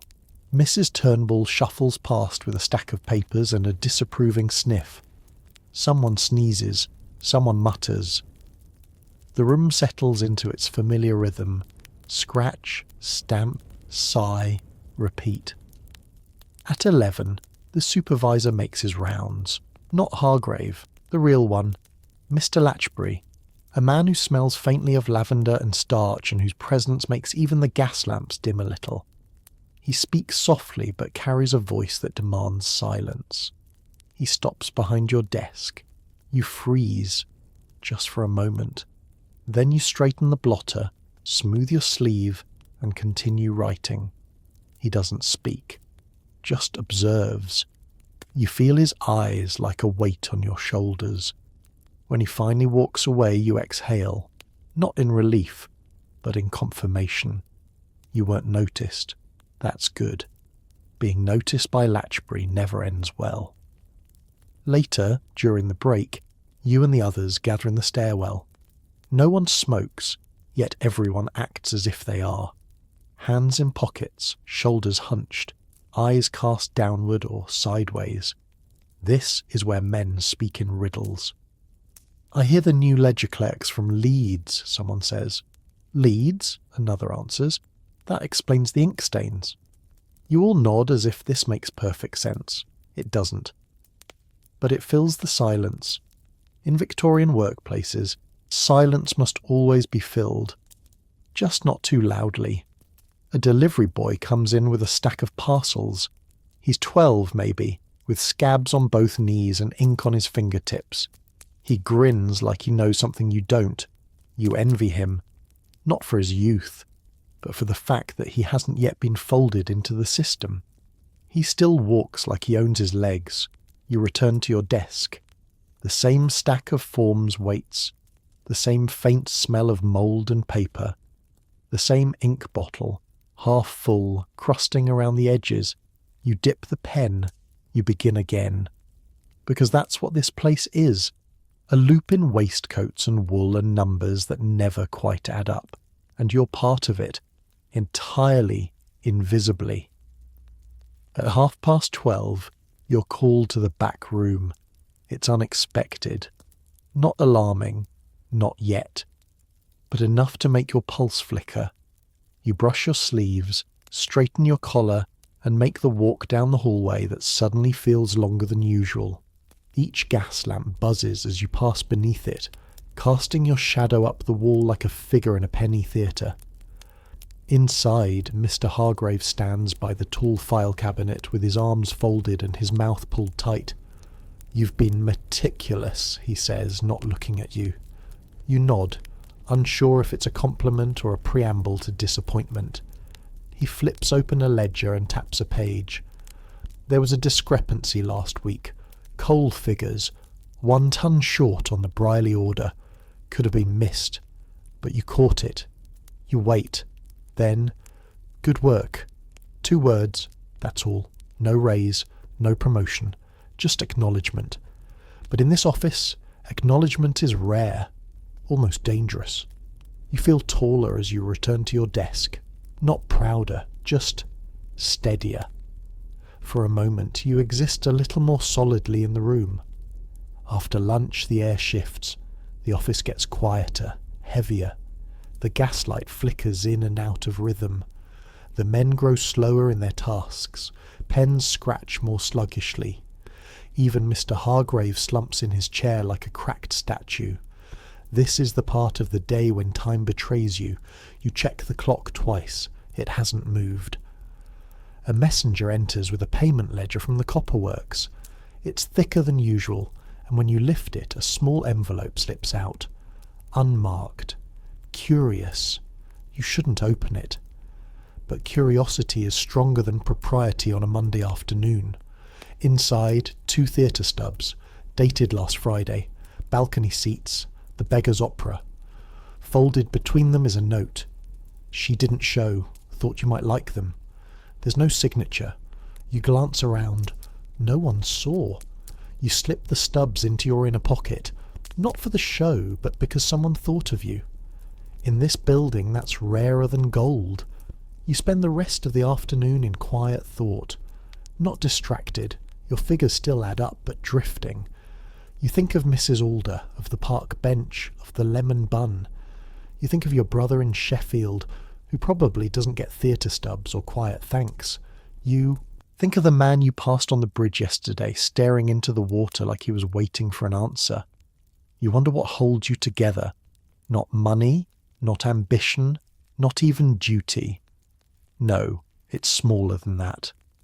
It's the quiet nod from Hargrave, the note without a name, the boy with chestnuts, the woman with apples, the sentence in a book that makes you forget what year it is, the things that don't fit in a ledger but still count. At 5 o'clock the bell rings. Men stand slowly, crack their backs, gather their coats. You close your ledger with care, as if tucking something alive to bed. In the coat room someone says, "See you tomorrow." You don't recognise the voice, but it warms you nonetheless. You step outside. The city hasn't changed. Still fog, still smoke, still the faint smell of manure and damp. But for the first time this week, you don't walk with your head down. You walk like a man who was seen. The air outside is colder than you expected. Not sharp, not biting, just persistent. It seeps through the seams of your coat and settles in your knuckles. The sun is already giving up for the day, folding itself behind the rooftops with the same weary rhythm as the rest of London. You don't head straight home, instead you walk. No destination, no errand, just motion.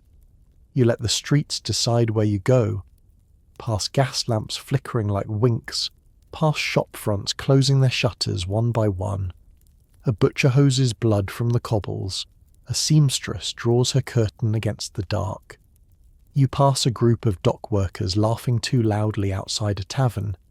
The kind of laugh that covers tired bones and unpaid debts. They lean against the doorframe, passing a bottle in plain sight, daring the constable across the street to care. He doesn't. You keep walking. On a corner, a man is selling roasted chestnuts from a cart that leans slightly to one side. The heat from the brazier rolls out like a blessing. You pause, check your pocket. 1 spare halfpenny rattles inside. Enough. You buy 6, wrapped in paper that smells faintly of onions. The warmth bleeds through to your hands and you hold it close, not eating yet, just enjoying the sensation of something that isn't cold. You sit on a low wall near the square, beneath a flickering street lamp. All around, the city hums, not loudly, but deeply. A constant low rhythm of hoofbeats, mutters, chimneys, whistles. You can feel it in your chest like a second heartbeat. You peel the chestnuts, one by one. Let the shells fall at your feet. Each bite is sweet, smoky, soft, like something remembered rather than tasted. From here you can see the silhouettes of people in the lit windows above. A woman brushing out her hair. A man in shirt sleeves wiping his spectacles. A child bouncing in place on a worn mattress. You watch them without guilt. This city is made of watchers and the watched. Everyone pretends they aren't both. A newsboy darts past, calling out headlines from the evening edition. Strike threat at the shipyards. Woman found living in a chimney. Electric lamp tested in Suffolk. Gaslight soon replaced. That last one catches your ear. Electric lamp. You try to picture it. A city without flickering, hissing gas.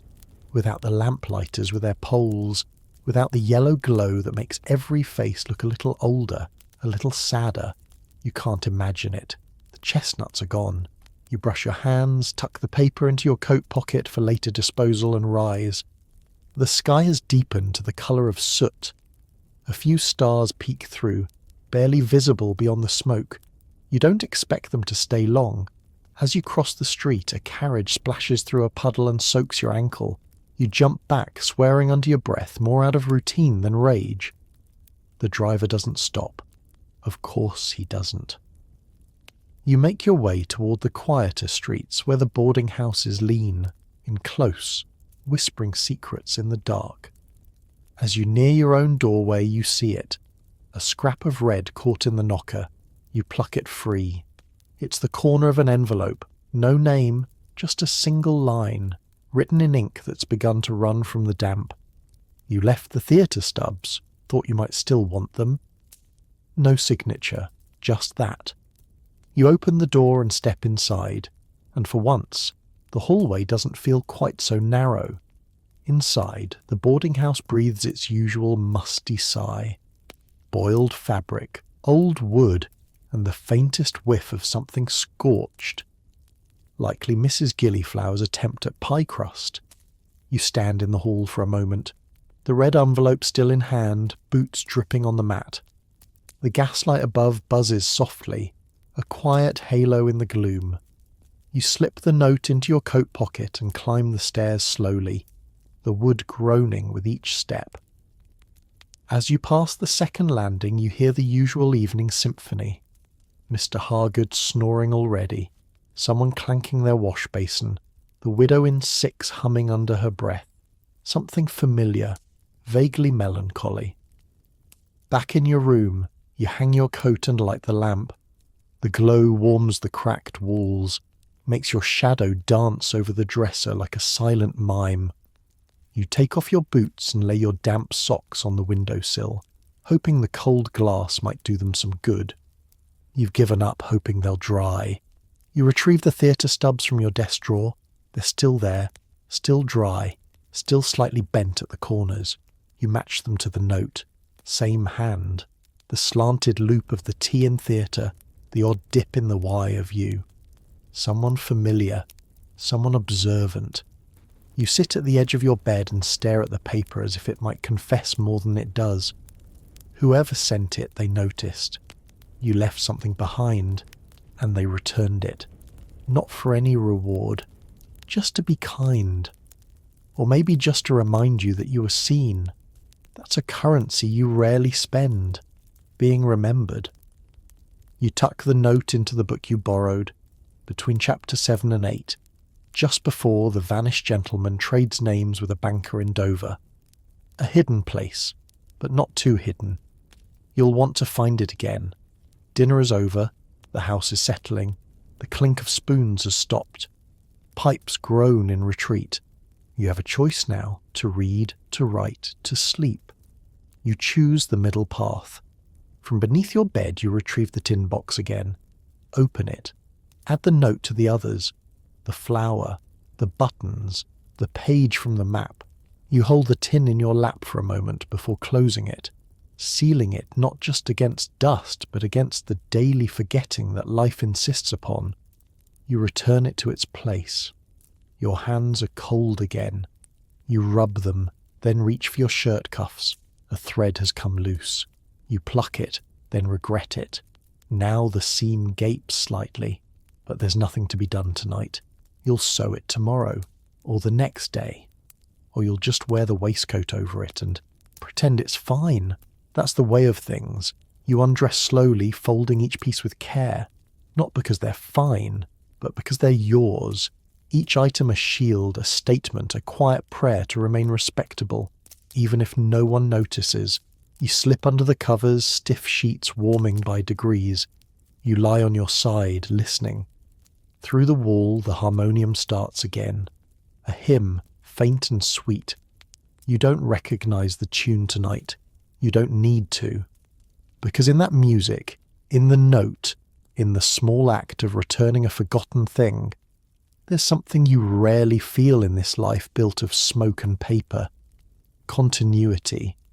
You close your eyes, not just to rest, but to keep it. Tuesday wakes you with a cough, not your own, but someone's down the hall. Harsh and wet, the kind that rattles in the ribs. You lie still for a moment, staring at the ceiling, listening. One cough, then two, then quiet. You wonder if anyone will check on them. You know the answer. You rise slowly, every muscle reminding you of yesterday's walk, yesterday's desk, yesterday's stairs. The water in the basin is even colder this morning. Your breath hovers above it as you splash your face, blinking against the sting. You dry with the same towel. It hasn't dried properly since Sunday. Your shirt is clean but beginning to fray at the collar. You button it anyway. There's nothing else. The trousers have been brushed. The boots patched with paper again. The coat holds its shape if you don't look too closely. And so, dressed in Dignita's last thread, you descend the stairs. In the dining room the mood is thinner than the porridge. Mr. Hargood is already eating, silently tearing his roll into tiny pieces. Mrs. Gillyflower ladles with the weary determination of a woman who's been stirring since dawn. You sit, nod, and receive your portion. It's warm, bland, and enough. Mrs. Alder is absent. You notice. No one else mentions it. No one ever does. In this house, absence is treated like bad weather. You acknowledge it silently, then keep moving. As you eat, you scan the other faces. Some you know by name, most you know only by habit. There's the man who always chews with his mouth closed and wipes his spoon before using it. The one who reads the paper upside down for a full 5 minutes before realising. The one who always leaves 2 bites uneaten. And then there's the new tenant. He sits with his back to the wall, eyes scanning the room like he's still on patrol. His coat is thick, dark, military, but unmarked. No rank, no regiment. Just the way he folds his hands betrays discipline. He drinks his tea without flinching. It's too hot, you know. You've burned your tongue 3 days in a row. You wonder what brought him here. Disgrace? Loss? Or just the same slow descent that brings every man to a boarding house eventually? You consider speaking to him, then you don't. You finish your breakfast, rinse your cup, and step out into the morning. The fog is heavier today, a dense yellowish smear over the rooftops. You can barely see the chimneys 2 buildings down. It smells of burnt oil, damp wool and soot, the kind of air that coats your throat and stays there. As you walk, the streets feel narrower than usual, the shadows thicker. A woman passes with a basket of fish, the smell trailing behind her like a coat. A boy pushes a cart with tin pots rattling like bones. A blind man plays a concertina on the corner, his dog asleep in a crate beside him. You stop, listen. The tune is shaky, uncertain. Not sad, but searching. You drop a penny in the tin. You're not sure why. You've skipped lunch for less. But today, the tune gets to you. Maybe it's the note from last night. Maybe it's the missing widow. Maybe it's just the fog. You keep walking. The office is quieter than usual when you arrive. Not in sound, but in feeling. The kind of hush that clings just under the surface. The gas lamps flicker more than they should. A window rattles in its frame, wind slipping in where the putties come loose. You hang your hat, nod to Hargrave, who doesn't look up, and settle into your seat. The ledger's already waiting. Open to the page you left yesterday, as though it too remembered where you stopped. You begin. Columns, numbers, dashes, the curl of ink, the drag of pen. It's mechanical by now, but not mindless. There's a rhythm, a control. A Victorian man is expected to master tedium to turn repetition into respectability. Mid-morning, a whisper starts near the back of the room. Not words, just a shift in tone, in breathing. You glance up. Latchbury has arrived. He doesn't walk so much a glide. Crisp suit, gloves in one hand, ledger in the other. You resist the urge to straighten your cuffs again. He isn't looking at you. Not yet. He stops at Hargrave's desk. Low voices. A paper passed. Then a glance toward you. You lower your eyes. Minutes later, Hargrave approaches. His voice is low, almost casual. Room 11, upstairs. Bit of a clerical snarl. They'd like you to sort it. He doesn't wait for an answer. He knows you'll go. You rise, dust your sleeves, and climb the stairs to the upper offices. You rarely come up here. The air smells less of ink, more of carpet and pipe smoke. There's a rug, a coat rack, and a door with the number 11 etched into the glass. Inside, a man you don't know greets you with a nod. Ledgers from the Lancashire line. Bit of confusion on coal weights. He gestures to a stack half as tall as your desk. You sit. Begin again. The numbers aren't confusing, just messy, misaligned, clearly entered in haste or by someone distracted. As you work, you notice small notations in the margins. Tiny dots, slashes, shorthand initials. You've seen this style before. A woman's hand, neat, fast, exacting. You pause. A memory surfaces. Years ago, a girl named Florence sat 2 desks over at your first job. She was fast. Too fast, the manager said. People noticed. He didn't like that. One day, she was gone. No explanation. Just gone. The marks in this book look like hers. Couldn't be. Could it? You shake the thought. Focus. Tally the columns. Circle the errors. Draw a line through the duplication. At the bottom of one page you find a note. Adjust for discrepancy if overseer forgets to carry line 3 again. Written small, sharp. It's a safety net for a mistake someone else makes regularly. You smile, just a little. Someone in this building still cares about getting it right, even quietly. When you return to the main floor, Hargrave glances up. Well? All sorted, you say. He doesn't thank you, of course not. But someone will see the ledgers, see that they make sense again, see the invisible hand that fixed the mess. Maybe. You sit back at your desk. For the rest of the day, you work steadily. The numbers line up. The ink dries clean. The quiet remains thick, but not heavy. At 5 o'clock, you close your book and pack your things. Before you leave, you glance toward Hargrave. He meets your eyes, just briefly, and gives the smallest of nods, barely more than a blink. But it's something. You step outside into the fog.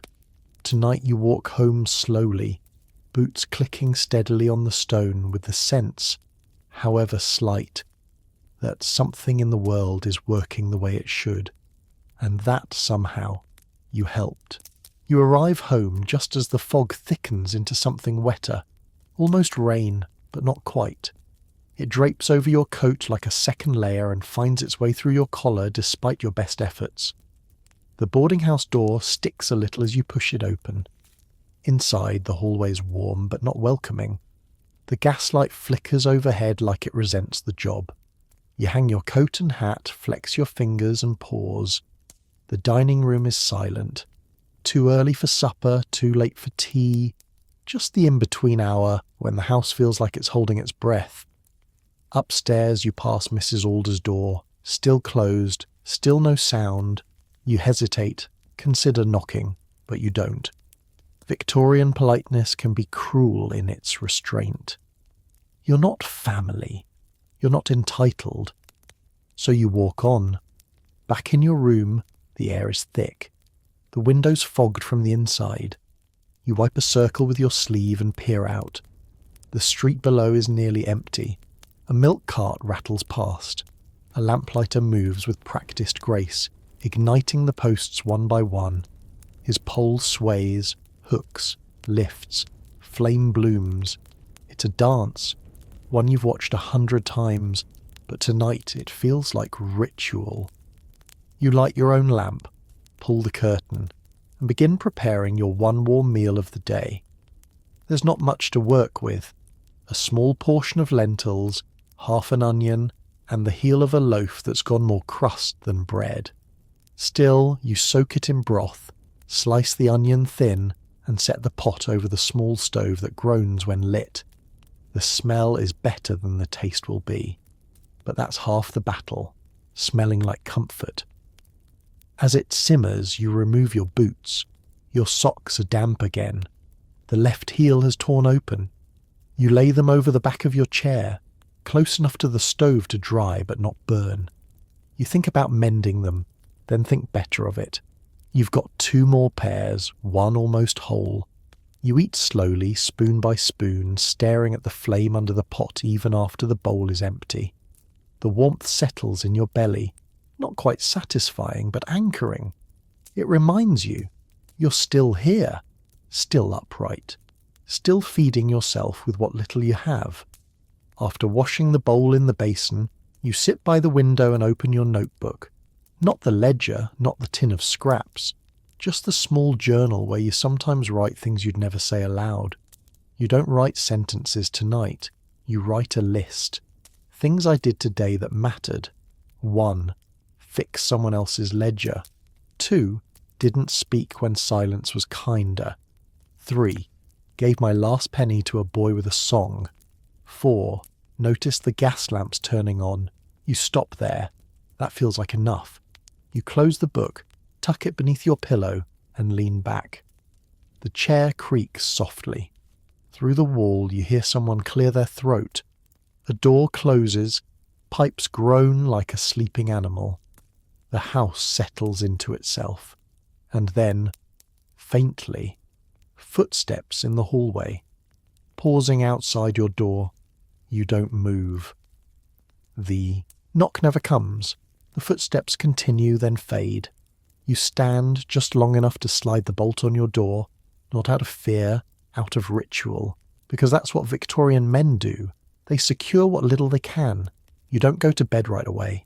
Instead, you linger near the stove, staring at the small flame through its iron grate.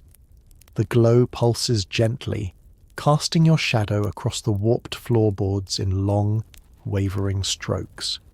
You stretch your fingers toward it and imagine, for a brief stolen moment, that this warmth might last through the night. Victorian houses don't hold heat. They hoard it, stingily, in corners and under blankets. You've learned how to trap it with strategic layers. A blanket under the sheet, socks on the radiator when it works, newspaper beneath the mattress, an extra scarf under the pillow to keep your neck from stiffening by dawn. Tricks, all of them. Quiet tricks passed between men like secrets. You let the fire die naturally and return to the window. The fog is lifting ever so slightly, revealing a city that is never quite still. Across the street, a light flickers in the window of a watchmaker's shop. A silhouette moves behind the curtains. Tall, lean, precise. You imagine him winding clocks alone, each tick a small defiance against disorder. You know the feeling. A creak in the hallway interrupts your thoughts. Your hand moves instinctively toward the latch, but you stop short. The footsteps are slow, measured, not cautious, just tired. A door opens and closes 2 rooms down. You exhale. The building speaks in sounds, and by now you've learned the language. You open your book, not the journal, but the novel. Just a few pages before sleep. The vanished gentleman is in peril now, discovered by his enemies, cornered in a station house somewhere in Wales. But instead of fleeing, he turns and faces them, boldly, foolishly. You admire him for it. He chooses revelation over disguise. A luxury, really. You mark the page with a ticket stub, the one from the theatre, now frayed at the edge, and close the book. You stand and begin the quiet routine of closing your room to the night. You blow out the lamp, draw the curtain, fold your coat across the chair just so. You check the bolt again, though you know it's set. The bed is cold, of course, but you warm it quickly with body and breath. You pull the covers tight under your chin and tuck one hand beneath the pillow. As your eyes adjust to the dark, you notice the soft glow of the street lamp outside filtering through the cracks in the curtain. It paints faint golden lines across the floor, almost like bars. You blink once. They disappear. You close your eyes, but your mind does not quiet right away. You think of the woman who didn't knock, the footsteps that paused then passed, the returned note, the line of ink that simply said, "Thought you might still want them." You wonder if she'll speak to you tomorrow, or the day after, or never. You wonder if it matters. Then you remember the list in your journal, things I did today that mattered. You add one more in your head. 5. Waited for a knock without bitterness. It's not dramatic, not heroic, but it feels like something. Your breath begins to slow. The room settles. The walls stop groaning. The city outside breathes through the bricks like an old man in sleep, laboured but steady. And at last, so do you. Wednesday begins with a sound you don't expect. Laughter. Muted, brief, muffled by walls, but unmistakable. You sit up in bed and listen. A chuckle, then the scrape of a chair, then silence again. It might have come from the dining room, or Mrs. Alder's, or the new tenant's, though you can't quite imagine him laughing. Either way, it's rare enough to make you pause. Your room is still cold, the same cracked basin, the same stiff towel, the same shirt from Monday now reworn with strategic brushing. But somehow, the morning feels different. Not warmer, not lighter, just softer. You dress and descend to breakfast. The room is half full. Mr. Hargood is absent. Mrs. Gillyflower is singing under her breath as she stirs something in a pan, badly and off-key, but singing nonetheless. You take your seat. Mrs. Alder enters behind you. She sits across the table without a word, but she places something beside your cup, a paper packet wrapped in butcher's parchment. You glance at it, then at her. She doesn't meet your eyes, only says, "From the grocer, day old but still sweet." You open it carefully. Inside, 2 currant buns, lightly squashed but fragrant with cinnamon. You don't speak. You don't need to. You split one in half and place it on her saucer. She says nothing either. This too is conversation. As the room fills, voices rise. Not loud, but more animated than usual. The new tenant actually speaks, asking for jam of all things. Someone obliges. Mr. Ulver recounts a misprint from the press, a headline that accidentally congratulated a man on his own funeral. For a moment, even Mrs. Gillyflower chuckles. The city may not have changed, but something inside this little room has. You walk to work with a strange sensation of not being alone. The street feels familiar now in a way it didn't a week ago. You nod to the lamplighter still finishing his route. The blind accordionist isn't out yet, but his usual corner is already warmed by the steam vent beneath. The shopkeeper you pass every morning actually nods this time, and you nod back. In the office, everything is just as it was. The same desks, the same ink pots, the same crack in the east window. But the silence isn't quite so heavy today. Someone hums, out of tune, but boldly. Hargrave is already seated, sleeves rolled, which means he slept badly. But he offers a grunt of acknowledgement as you pass, a higher courtesy than usual. You begin your work, numbers again, coal shipments, ledger entries, the same familiar strokes. But your hands don't ache this morning. At midday, a clerk from another department passes your desk and taps twice. Just 2 fingers on the wood. You look up. "Good work on the Lancashire books," he says quietly. You blink. "I didn't know they noticed." He doesn't stay for more, just keeps walking. But the words hang there like steam from a fresh teacup. They noticed. You work a little straighter after that. Your handwriting is sharper, your columns neater. You blot more carefully, as if someone might inspect the page and find it worthy. Around 2 o'clock a new stack arrives. Instead of groaning, you reach for your pen without hesitation. There's power in being useful. By late afternoon, the light outside turns the colour of pewter, muted, cold, and thick with soot. You look up from your desk and catch a glimpse of it through the streaked window pane. Fog pressing in again. The kind that steals depth from everything, turns rooftops into silhouettes and gas lamps into smudges. But inside, the office is unusually quiet in the best possible way. Not stiff, not frozen, just settled. No shouting from upstairs. No surprise inspections. Even Hargrave has fallen into something close to rhythm. He leafs through a shipment ledger while sipping tea that's surely gone cold by now. You finish your column, stand to stretch, and, on instinct, check the blotting paper beneath your hand. Not a single smear. It's the kind of page you'd let someone else see. Neat, balanced, complete. You sit back down and glance sideways.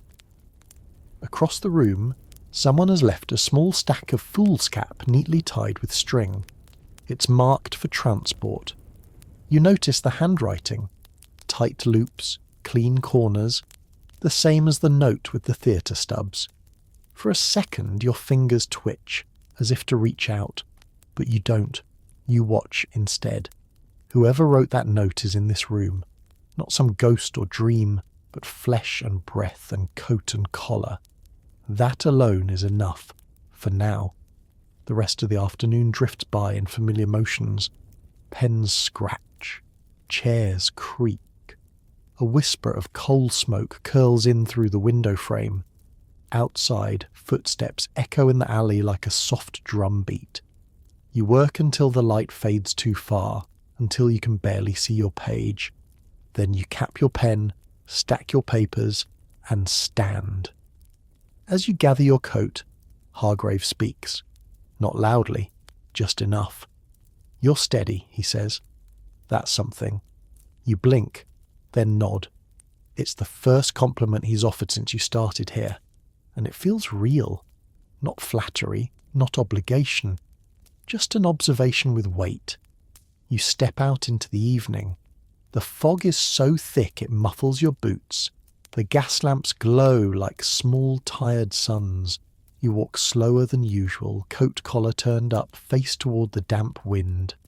It's in this twilight that men like you often vanish.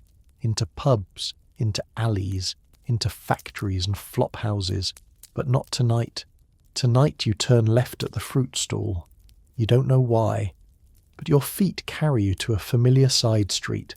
There's a small second-hand shop there. Books, oddments, pins, pipes, battered clocks.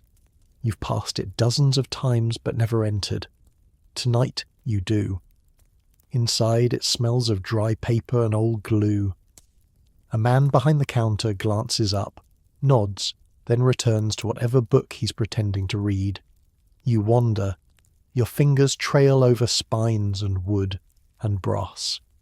You pick up a hairbrush missing half its bristles, a cup with a chip shaped like a crescent moon, a locket that won't open, and then you find it, a hand mirror, oval, with a tarnished silver back and a crack running through the glass like a lightning bolt. You stare into it and see yourself, not sharp, not whole, but there. You buy it. You don't know why. You wrap it in your scarf and carry it home like something fragile. Back in your room, you place it on the washstand, just so.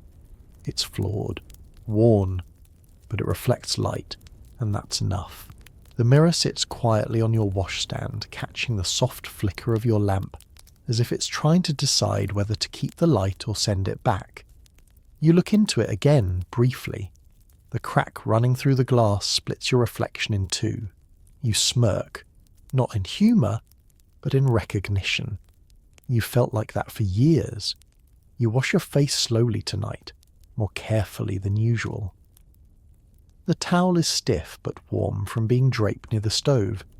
You pat your skin dry, run a hand through your hair, and stare down at your fingers. Ink still lingers at the creases. It always does. You scrub again. Habit. More than hope. Outside, someone's whistling in the alley. Not a tune you recognise. Not even really a tune. Just a few uneven notes repeated too often. It fades after a while, replaced by the distant bark of a dog and the slow roll of a cart heading home late. You open your window an inch to let in some air. The fog is still thick, but not heavy.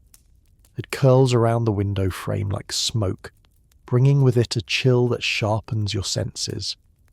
On impulse, you pull out your journal and open to a fresh page. You don't know what you're going to write. Then, with the same unthinking ease as breathing, your hand begins to move. Tonight, I do not feel lonely. I am alone, yes, but not hollow.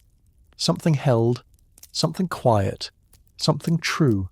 A nod from a stranger, a returned note, a cracked mirror still reflecting. You stop there. It's enough. You close the journal, place it beside your pillow and sit down at your desk. The tin box is there. You open it without hesitation. Inside, the ticket stubs, the chestnut paper, the corner of that first note. And now you add something new. You fold a scrap of paper in half and write 2 words, "Not forgotten." You don't sign it. You don't need to. The box closes with a soft click. Your room is still dim, still cool, but not empty. There's a weight to it now, a comfort. As if it's learned the shape of you and chosen, finally, to settle around you instead of resisting. You pull the blanket around your shoulders and lean back in the chair. From the floor above you hear the slow tap of footsteps, someone pacing. 4 steps. Turn. 4 steps back. A man's ritual. You've done it yourself many nights, but not tonight. Tonight you stay still. You open your book again. Just a few pages. The vanished gentleman has turned himself in, by choice. The detective is baffled. The reader, less so. You understand. Sometimes surrender is just another word for being ready to be seen. You put the book down gently. You undress slowly. Fold your clothes neatly. There's pride in that, even when no one watches. Especially then. The mirror catches your eye once more as you lie in bed. Your reflection is gone in the dark. Only the crack remains. Thin. Pale. Honest. You stare at it until your eyes begin to sting, and then you sleep. The morning creeps in like a cat, quiet-footed, hesitant, almost apologetic. A faint blue glow bleeds through the curtains, casting long lines across the floorboards. You blink awake, unsure of what stirred you. No footsteps, no voices. Just light and breath, and the faint creak of wood as the house shifts in its frame. You rise without groaning. Even your joints seem to have agreed to behave for once. Their stiffness, yes, but not the kind that grinds. The good kind. The kind that reminds you you've earned the stretch. You wash. You dress. The mirror greets you with that now familiar fracture. But today it feels almost deliberate. Like the reflection is winking. In the hallway, the scent of toast lingers. Someone's up early. A first. You descend to find Mrs. Alder already seated, paper in hand. She's reading it out loud, barely above a whisper, lips moving like a prayer. You don't interrupt. Just sit, pour tea, and pass her the sugar without asking. She nods without looking up. Another man enters. A new boarder? No. Just someone who's usually silent. He mumbles a greeting. You mumble back. This is how a home forms, quietly. grain by grain. Breakfast passes uneventfully, which is a gift. You step out into the street with your scarf knotted tighter than usual. A gentle wind curls around the buildings like a cat chasing its tail. The newspaper boy on the corner tosses a copy too far, and it lands at your feet. You bend, retrieve it, and hand it back. He grins, a gappy, grateful smile, and says, "Cheers, Gov." You're Gov now, apparently. Progress. The streets feel like yours today. Not in a grand way. Not with ownership or arrogance. Just familiar. Known. The same way a worn path through grass becomes a kind of quiet claim. You pass a shop window and catch your reflection. Whole this time. The glass unbroken. The image clear. For a moment it startles you. You stop, straighten your collar, and examine your face as if you're meeting it for the first time. Not young, not old. Present. That's all. At work you take your usual place. Ink, paper, breath, and the soft metronome of pens across the room. But something is different. You don't brace for the day. You enter it. The day passes, not in a rush, not in dread, just forward. By late afternoon, a note arrives, folded, unsigned. You recognise the writing. 2 words. Thank you. You don't know what for, but you smile anyway. You tuck the note into your waistcoat pocket, feeling the crisp edge press against your chest, like proof. On your way home, the fog rolls in again, soft and low, curling around lampposts and boot heels. But it no longer feels like a threat, just another kind of hush. You take the long way back, not to delay the end of the day, but to enjoy it. When you reach the boarding house, a faint warmth meets you at the threshold. Not heat, but presence. You climb the stairs. The cracked mirror waits, and in it you see a man who has not changed the world, but has made peace with his corner of it. And perhaps tonight that is enough. The next morning the clatter begins earlier than usual. You're tying your boots when you hear it. Pots rattling in the kitchen, a door opening too sharply downstairs, followed by the unmistakable thump of a coal delivery. Mrs. Alder yells something unintelligible over the din, her voice slicing through the air like a cleaver. You grin.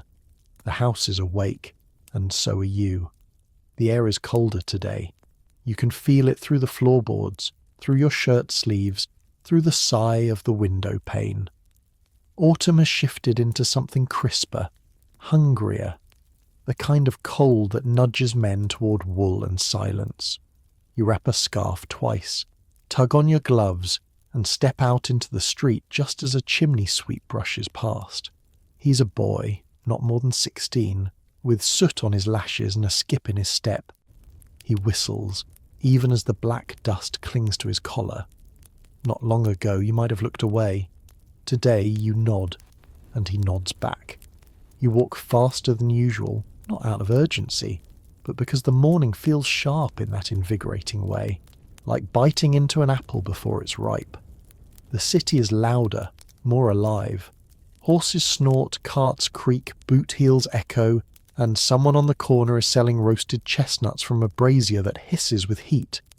You buy one without thinking. It burns your fingers and tongue in the best way. At the office, something unexpected greets you. A smile from Hargrave. A real one. Small, faint, but unmistakable.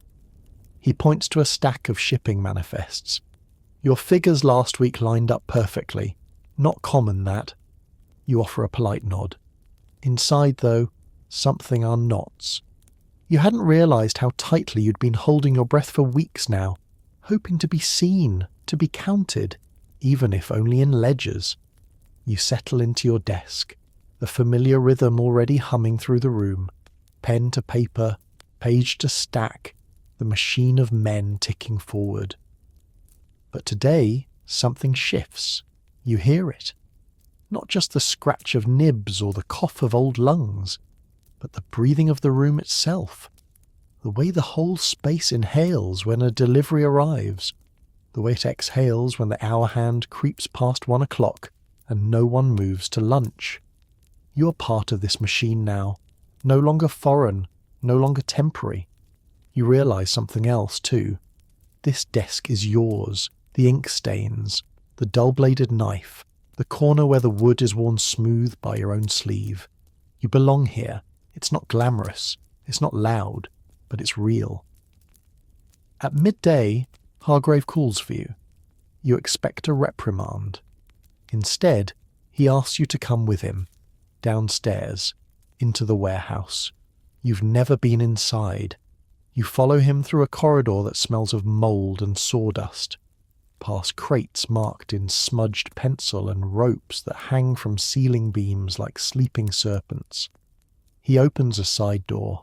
Inside, rows of tall shelves, dim lanterns, and a chill that tastes of iron. He gestures to the left. There, that's where the real records live, old ones, shipments from 73, maybe earlier. We're checking discrepancies. Thought you could start logging them. You stare at the dusty ledgers. The ink is faded. The binding's cracked. This isn't punishment. It's trust. You roll up your sleeves and step forward. The first book is heavier than expected. It creaks when opened, as if protesting revival. The script is spidery and beautiful. And as you begin to copy it into a new ledger, you realise you're no longer just filling space, you're preserving it. The warehouse is quiet in a different way than the office, slower, denser. Sounds fall like bricks instead of paper, the creak of a rafter, the snap of twine, the distant thud of something too heavy being dropped too hard. But no one yells, no one curses. The workers here move with practised care, like men inside a chapel built of crates and ledgers. You spend the rest of the afternoon bent over the old volumes, sleeves rolled up, hands smudged with ink and dust. Some ledgers are barely legible, written in faded brown script that curls like smoke. Others are filled with notes in the margins. Short 3 barrels. Check invoice again. Cargo water damaged. Don't bill.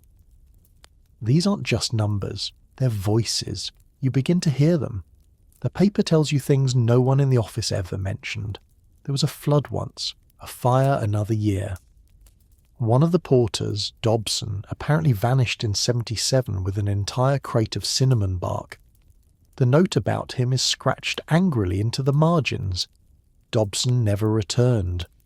You copy the line faithfully and smile. This isn't dull work. It's memory.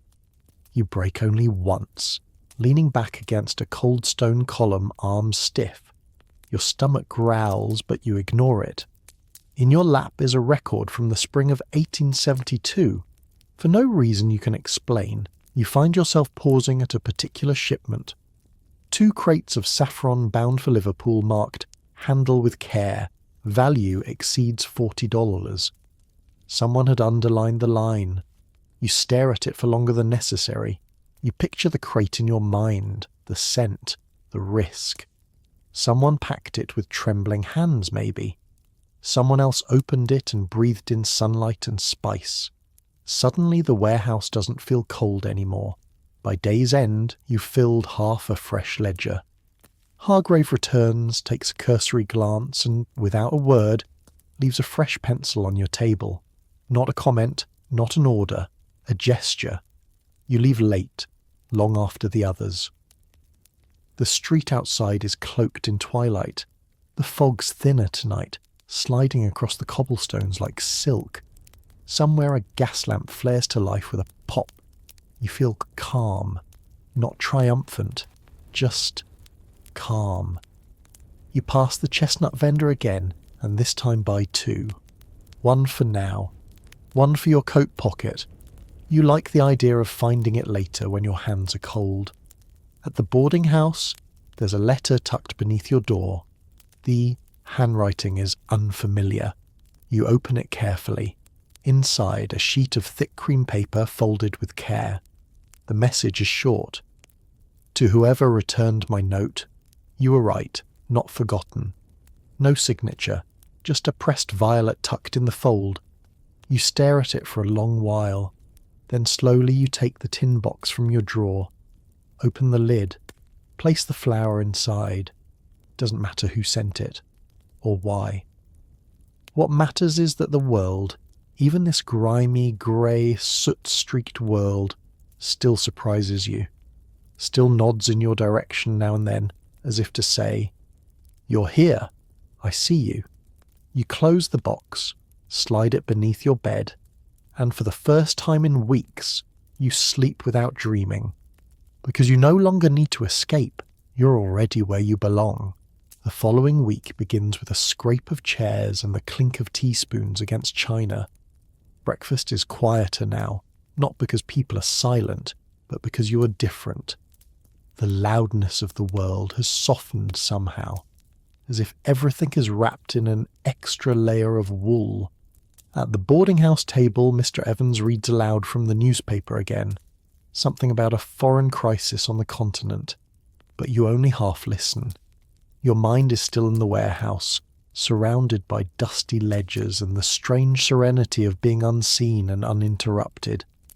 Mrs. Alder scolds someone for leaving crumbs on the sideboard. You sip your tea slowly. It's not hot enough. It never is.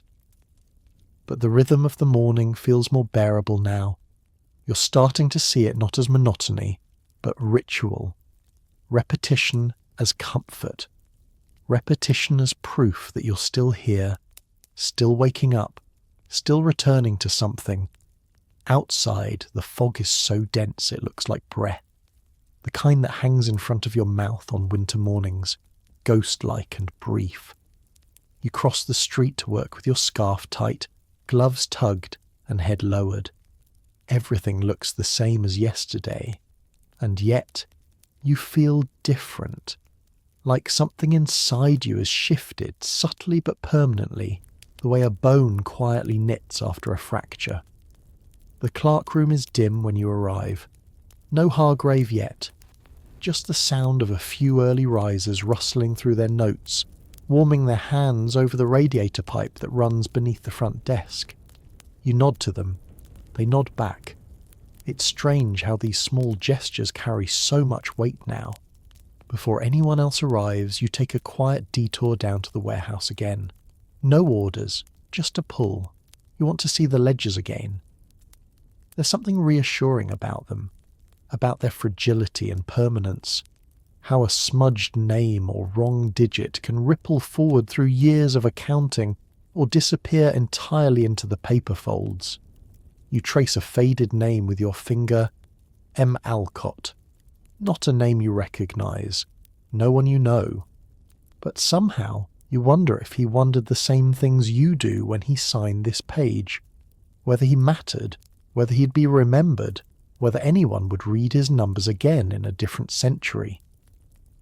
Then the warehouse door swings open, and Hargrave enters, holding 2 envelopes. He pauses when he sees you.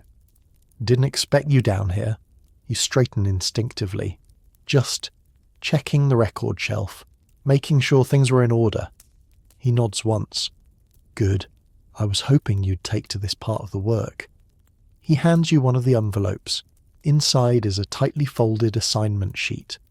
Temporary post, ledger verification clerk, dockside location, commencing Monday. You blink. "You're transferring me." He shakes his head.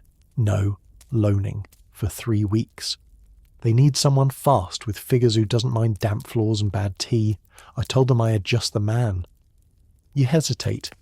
You liked the desk, the warmth, the pencil left beside your work. But you also like this, the movement, the unknown, the chance to be more than a shadow in the corner of a cramped room. "I'll go," you say, surprising even yourself with how quickly it comes out. Hargrave smiles. "Knew you would." You tuck the letter into your coat and return to your usual desk upstairs, passing the others now trickling in with sleepy eyes and frost on their boots. No one says much, but one nods to you, and you notice he's wearing the same kind of wool scarf you are. The kind from that stall 2 streets over, Little signs, quiet echoes. The city might be vast, but parts of it are starting to feel smaller, not in a limiting way, in a grounding way. You sharpen your pencil, you write today's date in the corner of a new ledger. You're ready to begin again. The dockside office is nothing like the clerk's room you've grown used to. It smells of brine, mildew, and tar.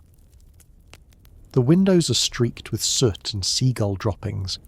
The floorboards slope gently to one side, as though the building itself is resigned to sinking into the river someday. You arrive with your satchel, your scarf still damp from the fog, and the quiet determination of a man who's finally found his footing, even if that footing now rests atop creaking floor planks and the occasional rat scurry beneath the stairs. The head clerk here, a man named Mr. Rennick, doesn't look up when you enter.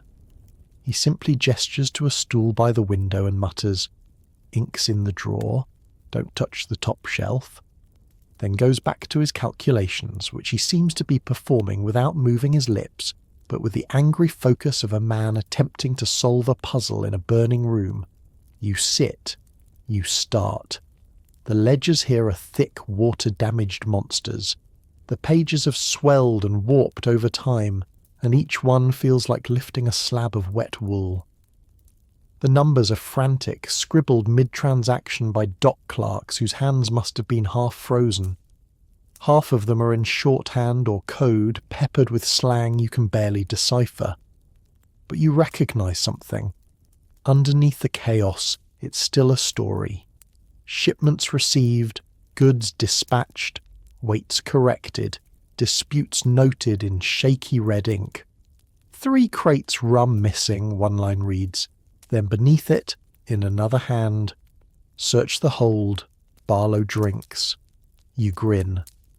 Even here, amidst the clamour of dock traffic and the distant bark of stevedores unloading crates, the ledger tells its truths, if you're quiet enough to listen. At midday, you step outside for a breath of air and get nearly run over by a cart stacked high with barrels of whale oil. The carter shouts something rude, but you're too distracted by the sight of the river to care. The Thames glistens under a rare slit of sunlight. Dirty, yes, but powerful, always moving. You lean on the rail and watch as cranes lift tea chests, spices, and something marked India silk. Priority. You wonder where the crates will end up, whose table, whose shop window, whether any of those people will know that their goods passed through your hands, even just on paper. And then it hits you. You're not invisible anymore, not just a line in a ledger or a name on a boarding house list. You're part of the machine now, the immense grinding, coughing beast that is London. You don't control it. But you are inside it. A gear, maybe, or a hinge. Small, yes, but essential. Back inside, Rennick mutters. Good with dates, are you? You glance up. I try to be. Then double-check the import register from April. I think someone's shifted the port logs. You nod and get to work. You lose yourself again in the smell of salt and ink, in the thrill of finding order in chaos, in the strange pride of correcting an error made 3 years ago by a man you'll never meet. Evening comes, and Rennick grunts in approval as you hand him a clean summary sheet. You're faster than the last one. Where'd he go? Joined a circus. A pause. Not a joke. You blink. London never stops surprising you. You take the long way home, past the cranes, past the sleeping carts, through alleys where the air tastes of coal and the lamps hang crooked. You pass a bakery still warm from its ovens and buy a heel of bread without thinking. You walk and chew and smile, because you're becoming something rare in this city. You are becoming known. The mornings are colder now.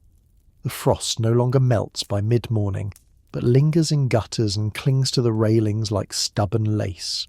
You wake before the sun, not because you must, but because you want to.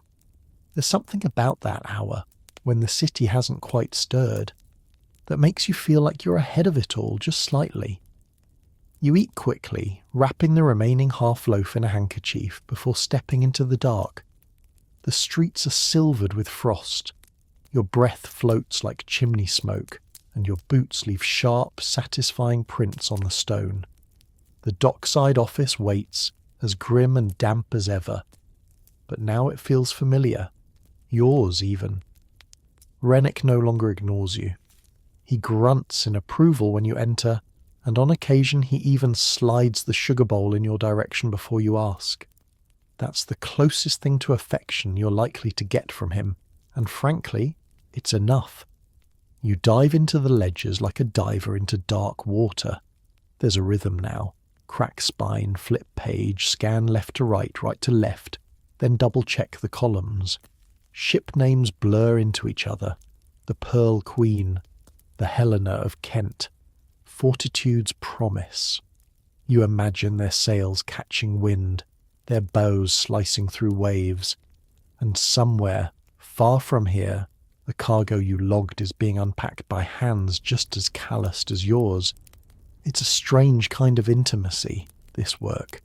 You never meet the sailors or the traders, but you feel their presence in every ink blot and every margin note. One entry simply says, "Barrel fell, smells odd." Another says, "Replace scales, rat bit." The entire world passes through these pages. Tea, salt, pepper, pig iron, strange woods with stranger names. Today, Rennick calls you over. Need your eyes on this. He points to a stack of receipts, bundled with twine and suspiciously damp. Old records. Some idiot thought the boiler room was a good place to store them. See what's salvageable. You carry the bundle back to your corner. The pages are curled, ink bleeding like watercolour. It's slow work. But you find something curious. A recurring name. Mr. Elijah Catterick, Special Manifest. It's stamped across multiple ledgers, sometimes circled, sometimes underlined. The cargo varies. Spices 1 month, opium another, then cloth. But the name keeps showing up. And always, the quantities seem off. Small discrepancies. Half a crate extra here, 2 barrels fewer there. Nothing obvious. But enough to raise your brow. You mention it to Rennick. He doesn't look up from his work. Catterick, yes, keeps reappearing. The math's strange. Rennick exhales slowly. He's got friends, important ones. Best not to poke too deep. You nod, but your fingers linger a moment longer on the paper. There are rules, yes, but there are also stories hidden beneath rules. That night after work you don't go straight home. Instead you walk north, past the quiet wharves and along the narrow streets that curl toward the city's heart. You stop outside a small building with a flickering gas lamp above the door. Public Records, East Archive branch. Inside it's dry, warm, and smells like chalk and vellum. You speak to the desk clerk, an elderly woman with spectacles perched on the edge of her nose. "I'm looking into a shipping manifest," you say. Her eyes twinkle, not with suspicion, but something else. Recognition, perhaps. "First time?" she asks. You nod. She gestures you through, and for the first time you begin to pull at the thread. The archive is nothing like the docks. There are no shouting men, no creaking ropes, no cold wind whipping in through broken windows. Instead, the silence hums. It's warm and dry. The shelves tower like ancient trees, lined with boxes, scrolls, files, layer upon layer of London's secrets stacked floor to ceiling. The kind of place where memory lives longer than the men who made it. You're led to a reading table by a young clerk with hair like straw and fingers stained with the ink. He places a slim register in front of you, one of Catterick's. The ink is fresh compared to the rest. Someone's been here before you. You scan quickly. The names and numbers tumble past. Spices, silks, Chinese teas, a bar of medical tincture that smells suspiciously like rum. It's all above board, on paper. But then you spot it, A scribbled note in the margin, barely legible. Consignment duplicated in June manifest. Recheck tally. No initials, no date. Just a whisper in graphite. You check the June manifest, and there it is again. Same cargo, same quantities, different invoice numbers. Someone's been double counting, selling goods that never actually arrived. Or worse, diverting them entirely. You sit back and exhale. Your breath fogs the glass of your spectacles. Your fingers tap the edge of the table. This is bigger than a clerical error. You mark the pages, close the file, and walk back through the labyrinth of shelves. Your boots click on the tile like a metronome. You pass a portrait of Queen Victoria, staring out sternly, and can't help but mutter, "You'd be furious if you knew." Outside, the sky has turned a thick, soupy grey, the kind of cloud cover that feels permanent. You pull your scarf tighter and make for your rooming house, head down, heart pounding. That night, you barely sleep. Your eyes trace the ceiling, following cracks in the plaster like river tributaries. You keep seeing the name, Catterick, in your head, over and over. By morning, you've made a decision. You don't confront him directly. That would be idiotic. Men like Catterick don't argue, they erase.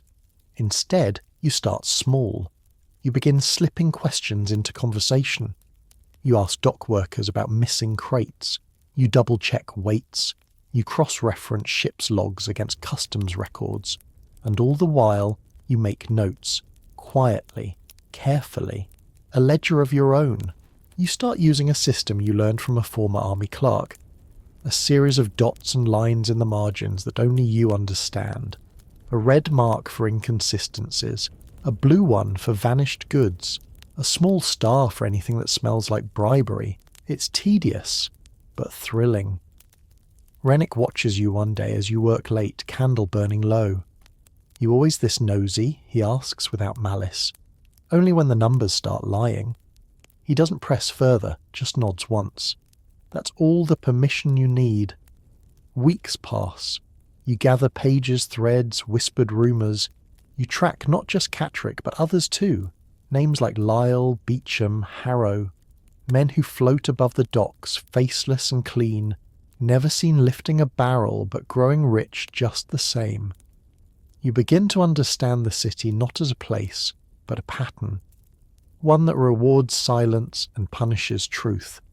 But still, you persist, one number at a time. And then, one day, your bundle of findings disappears from your drawer. No sign of break-in, no mess, just gone. Rennick notices your face when you see the empty space. "Take a walk," he says. "Not home, just walk." So you do. You head downriver, past the spice warehouses, past the tannery, past the fish markets with their stink of salt and sea rot. You walk until your breath smooths out, and your anger cools to a slow burn. You think about leaving it all, about forgetting the names, the dots, the lies, about going back to numbers that don't talk back. But then you see something. A boy, no older than 12, loading a crate twice his size. He strains, groans, nearly drops it. No one helps. You remember what it was like when you started. The cold, the silence, the invisibility. And you realise you don't get to quit. You don't get to vanish. Because now you know. And maybe, just maybe, that means you owe something to the next man who picks up a pen and dares to question what's written. By now the fog is part of your morning. It hugs your coat, clings to your cuffs, and curls into your collar like a persistent whisper. You step into the streets not as a newcomer, but as someone shaped by them, rubbed smooth by the same stones, hardened by the same air. You no longer ask where you're going, you simply move. The ledgers come easily now. You don't just copy, your hand adjusts for errors before they arrive. You anticipate shortages, flag overstatements, Recognise the smug fingerprints of those who think themselves cleverer than the ink they leave behind. You've become a quiet sentinel of the docks, and yet no one knows your name. The men in waistcoats pass you in hallways. The ship captains nod vaguely in your direction. Rennick still grunts instead of greeting. You exist like a corner beam in a warehouse, solid, useful, but unnoticed. But something's shifted. It begins one Thursday. You're summoned, not asked, but told, to report to the dockmaster's office, a place you've never stepped foot in. You glance at Rennick, but he doesn't look up, so you go. The stairs creak under your weight as you ascend. The hallway smells of varnish and coal smoke. At the end, a door, and behind it, a man with white whiskers and a gaze like tinned steel. He gestures to the seat across from him. You've been digging. You say nothing. He slides a sheet across the desk. It's one of yours, your dots, your red ink, your neat script.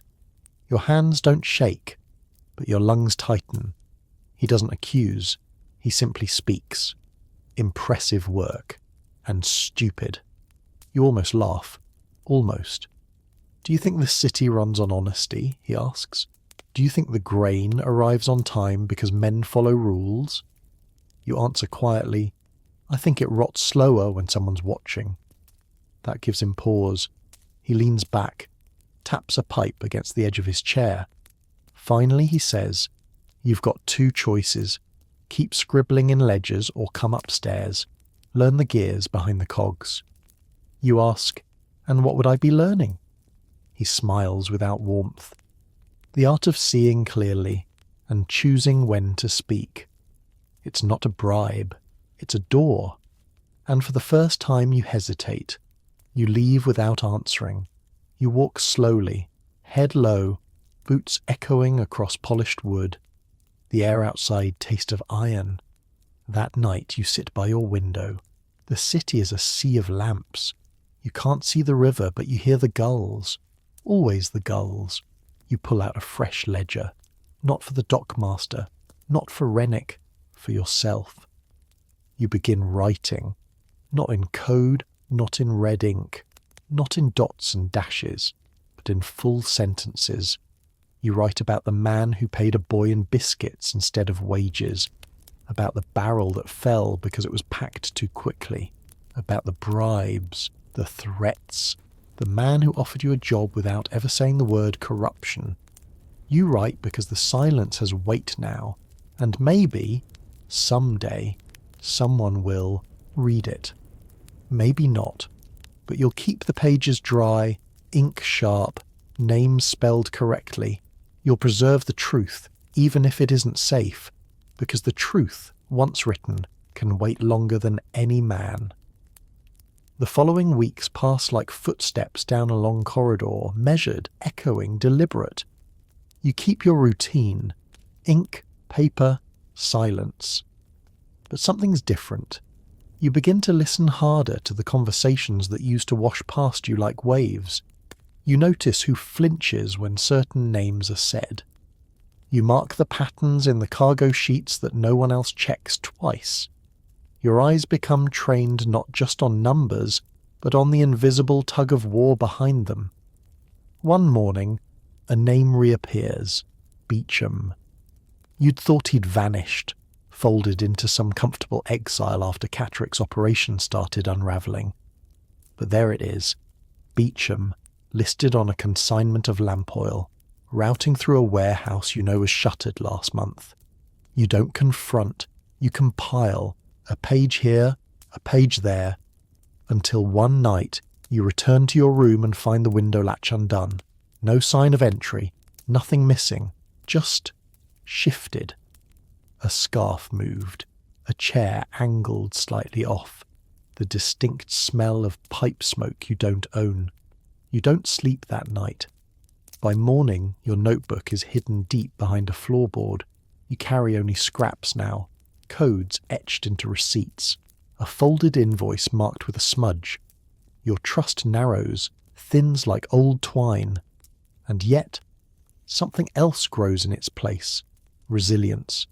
You remember your first weeks, how afraid you were of missteps, of broken silence, of being dismissed. Now you know the risks, and you choose to walk among them. You start training the boy who sweeps the offices, Wilkin, quiet lad, clever fingers.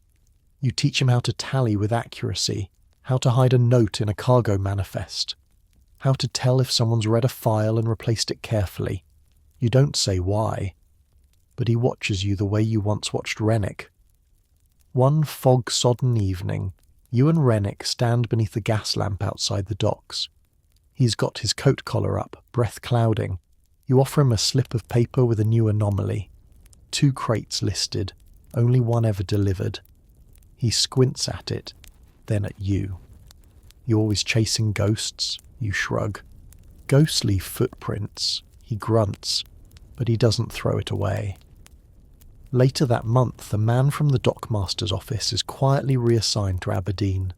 No announcement, no scandal, just gone. Wilkin notices. So do you. And you begin to understand something else. You're not trying to clean the entire river. That's madness. But you can dam a few leaks, mark the quicksand, leave a rope behind for the next man. The city doesn't applaud you. It never will. But as winter sets in and the warehouse lanterns burn longer, you catch glimpses of change. A shipment accounted for to the exact nail. A supervisor who flinches when your name is mentioned. A boy who double-checks a wait without being asked.